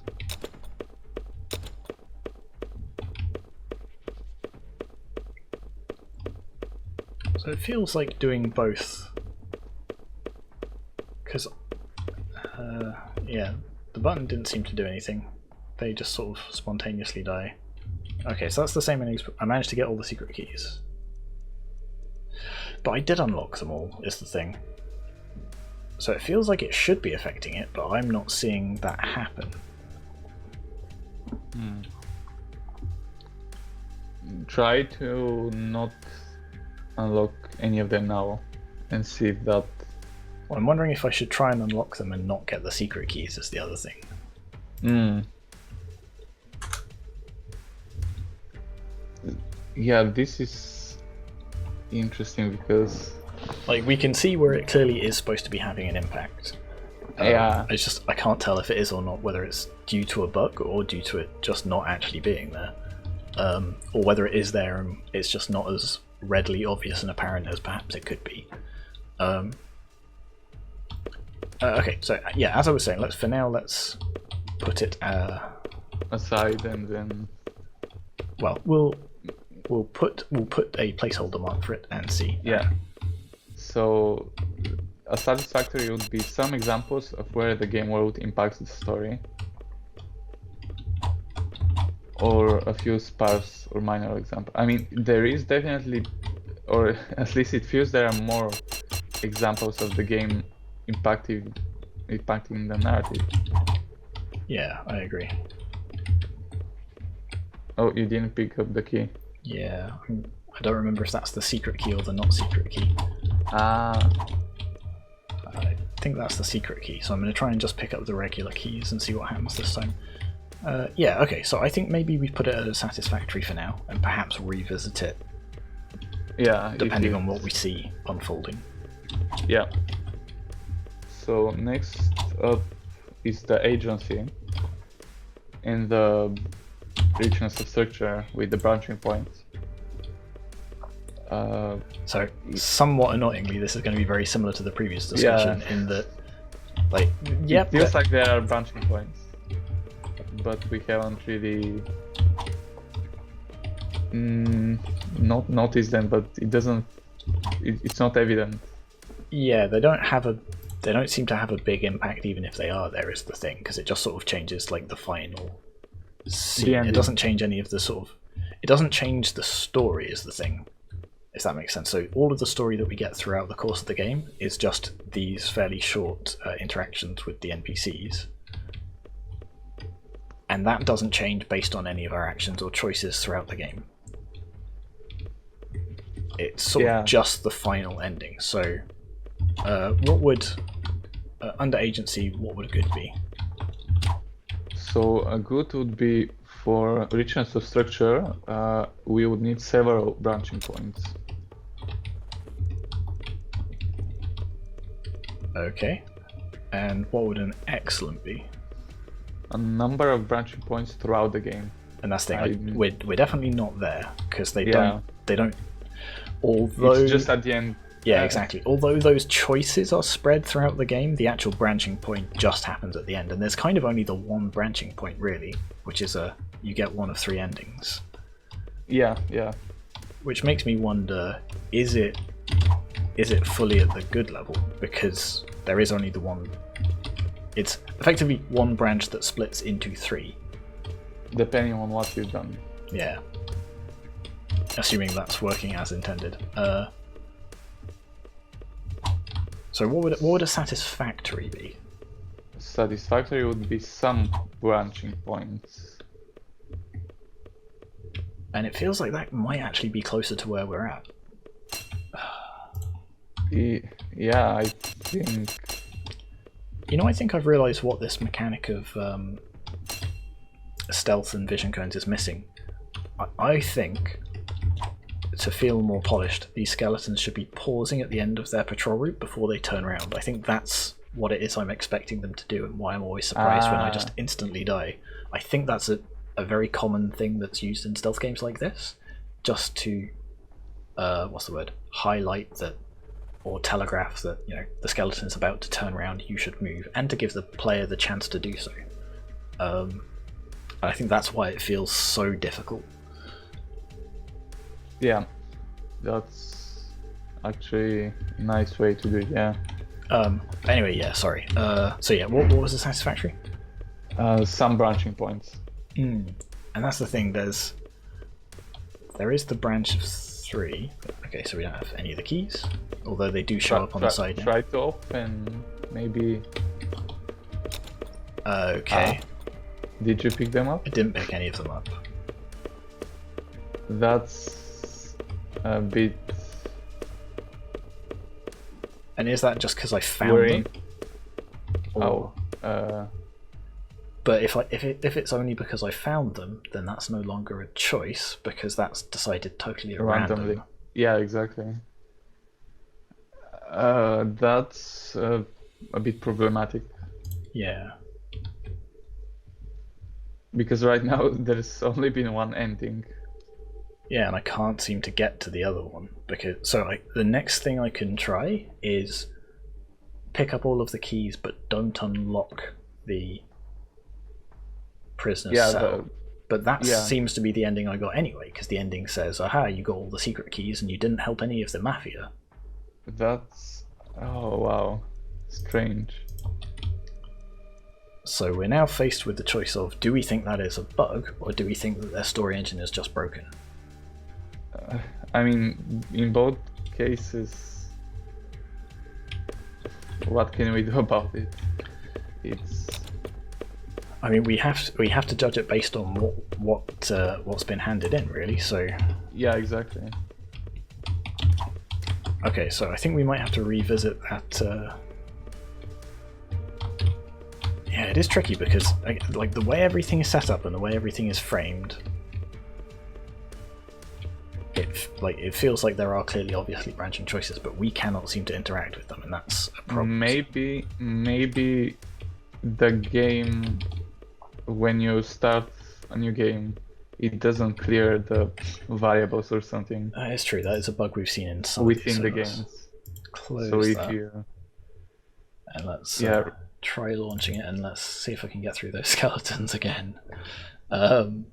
And this time, maybe, what can you do? Shall I try and avoid picking up the secret keys again? Yeah, try that. Because yeah, if it's not quite clearing the variables between playthroughs, this will be a good test of it. Yeah. Okay. So in the meantime, what were we talking about? So we were talking about the branching points, which is why we ran into this problem. Yeah. Okay. So a pass would be some minor branching points.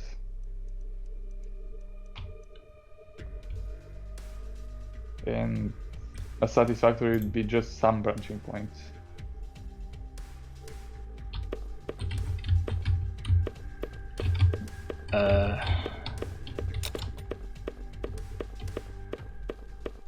Okay, and what would a poor be?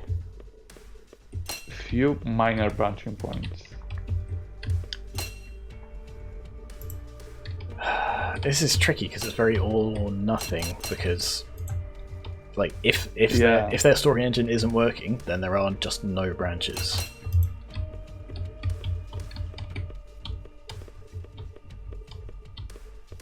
I tell you what I'm going to do. Let's just put a quick cut in the video here, and we'll revisit this momentarily. Okay, and we are back. We've taken some time to go and look through their project files, and it does seem that they do actually have a number of different branching endings there with different cutscenes and things like that. I'm not sure why it wasn't quite triggering. There's probably some underlying bug in some of the code maybe.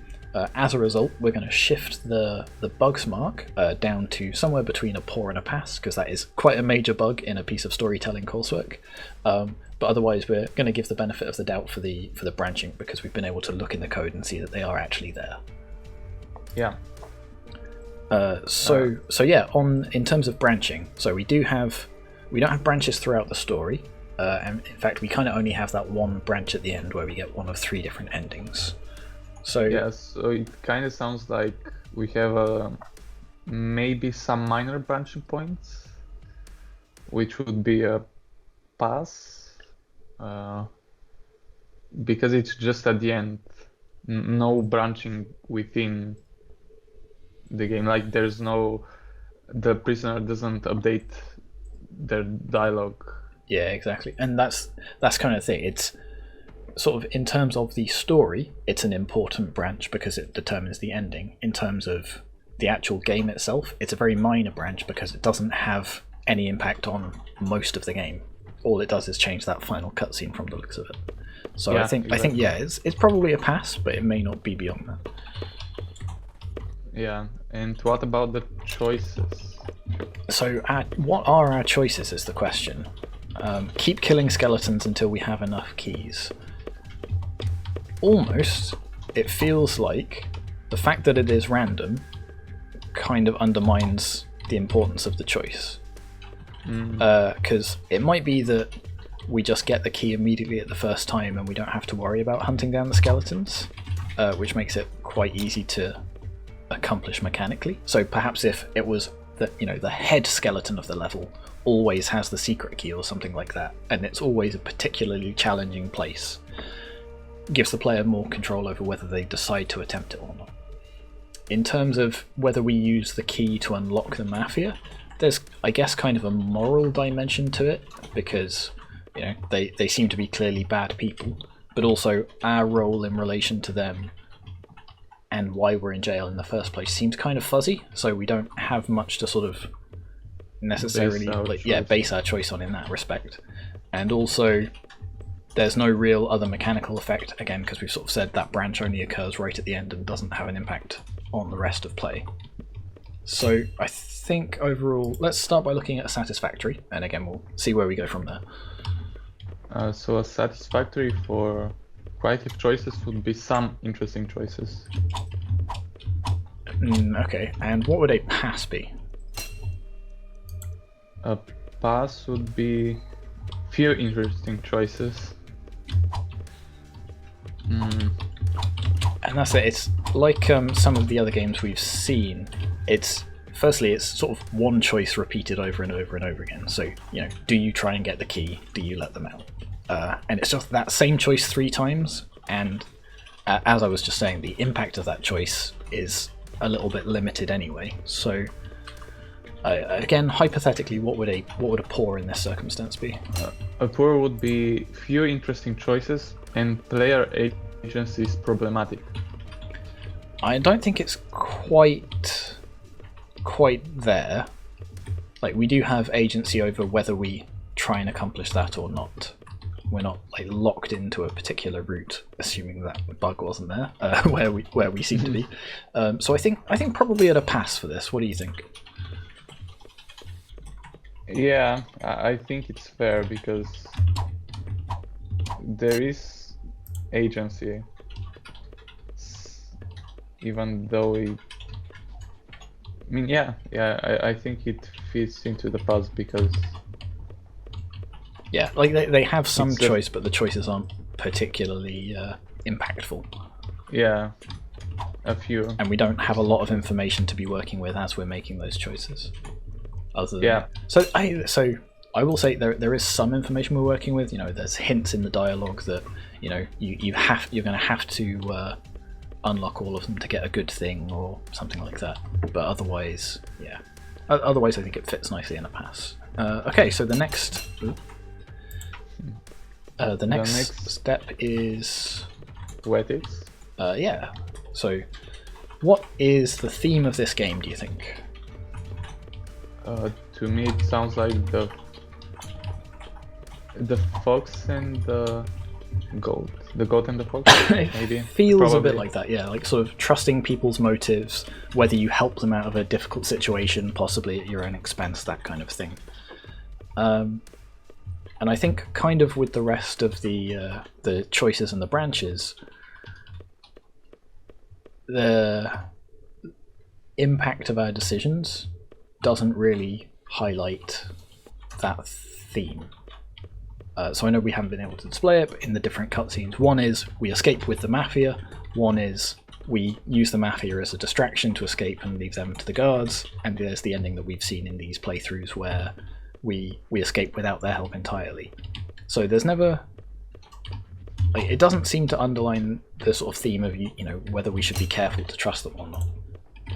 They actually seem quite helpful and useful to us. If we let them all out, we get to join their gang and go on the next big heist with them. Yeah.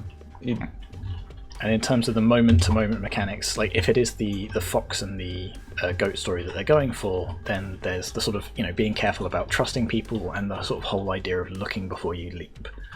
So, and I guess also you could be, looking at the guard patterns and before you actually go next to the skeletons, you first have to look and remember how they move.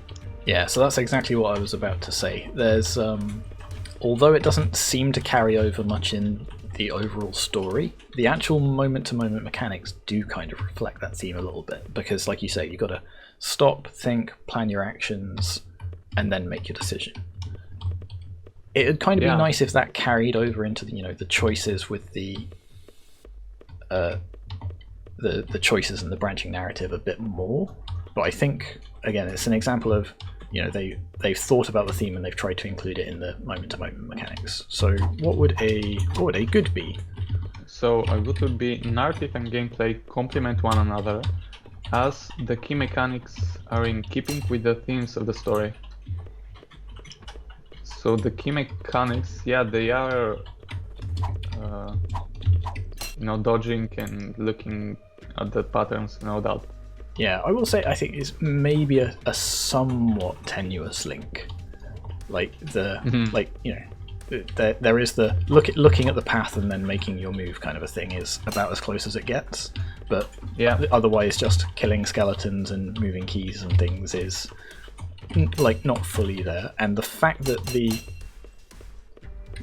it doesn't tie into the overall narrative makes me think it's not quite at the good level. But it might be between satisfactory and good, because it's not that it's not that they don't interact at all. You can see they've put in some thought, but it's not quite all the way there yet.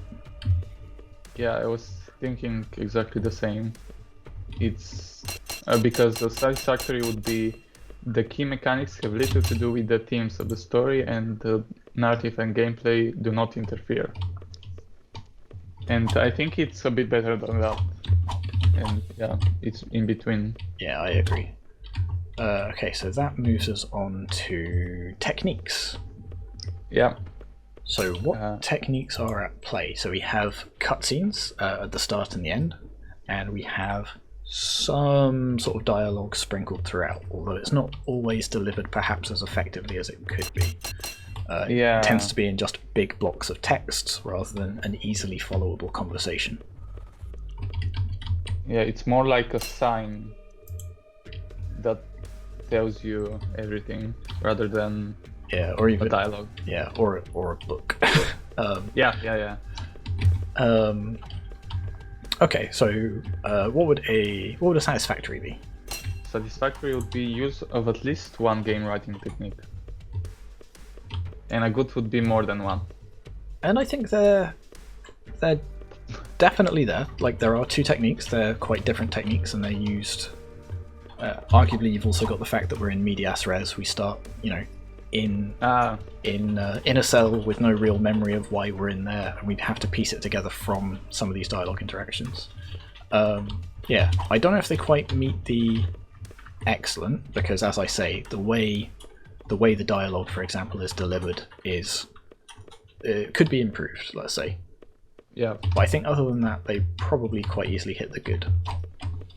Yeah, I think I'm with you on that. What about the pacing? So we have, again, the final sort of climactic cutscene where we escape in one of three ways. Other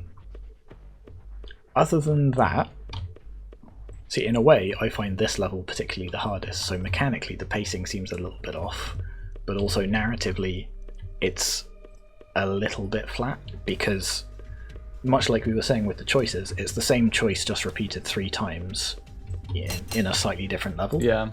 There's no escalation of stakes, really, and in fact, because you have to release all of them or none of them effectively, it makes the rest of the choices meaningless. You effectively make that interesting narrative choice the first time you see somebody in a cage, and after that, it is no choice. Which goes back to what we were saying about the agency, but also I think that affects the pacing as well to an extent. So, what would satisfactory be for this? For satisfactory, we would need some ascending pacing. And I don't know if it's quite there, is the thing. What about a pass? Well, that would need to be pacing unclear or flat. It feels like that might be where we're at. Maybe partially between the two, because maybe between the two. Like there is like, an introduction and a resolution. So we've got this. It's nicely bookended by the cutscenes that set things up and then wrap it up afterwards, and we have sort of the gameplay in the middle. Yeah, I think that boosts it a bit. That's the thing. I think other than that, it is very close to being sort of a bit either flat or confused pacing, but because of the sort of nice bookending of it, it sort of bumps it up just a little bit. Okay, and I think last of all is the feedback. Yeah. So our original idea was for an interactive game based on one of the fables. As we did not have much gameplay planned, our feedback was to focus on making our coursework more of an actual game with a story that reflected the theme of the fable in the narrative, as our original idea did not properly reflect the theme of the fable that we chose. Our chosen fable was The Fox and the Goat, where the theme is to think carefully about your actions and not be persuaded by others to make decisions that are not in your best interest. Therefore, we adapted our story to have one clear branch that represented the theme of the fable. Our gameplay was further developed from an interactive story kind of game to a stealth game. And that's how they say. Okay, so I think this is one of those occurrences where at the stage that they got feedback, they were still very, very early in the development. So perhaps it would have been nice if they'd have, sort of got in touch, requested some feedback on their ongoing development as well, just to really round out the feedback they could get. However, I will say, like, one of the things we touched upon as we were talking about it just now was, the mechanics definitely seem to reflect the theme more, so they have clearly put in some thought about that. I will say that the narrative branching choices and sort of taking advice that might not always be in your best interests, I don't think actually is reflected that well. Because there isn't really any. Well, like if we do let out all of the if we let out all of the hardened criminals, then we just we join their gang and go off with them and start a life of crime. And yeah, it could have been better if they backstabbed you or something. yeah, exactly. That would really hammer home the theme that they were trying to go for. So I think in terms of the feedback, they've got like they've made some changes. Some of them have been successful. Some of them have been less successful. So where does that look like it would sit? That kind of puts it around satisfactory, which is feedback was addressed and the changes have been somewhat successful. And I think that sounds just about right. Yeah, I think I agree. Okay. And by the looks of it, I think that's everything. So that's everything for this game, and I think that is everything for this batch. So we will see you again shortly for another video. Bye bye. Yeah, bye.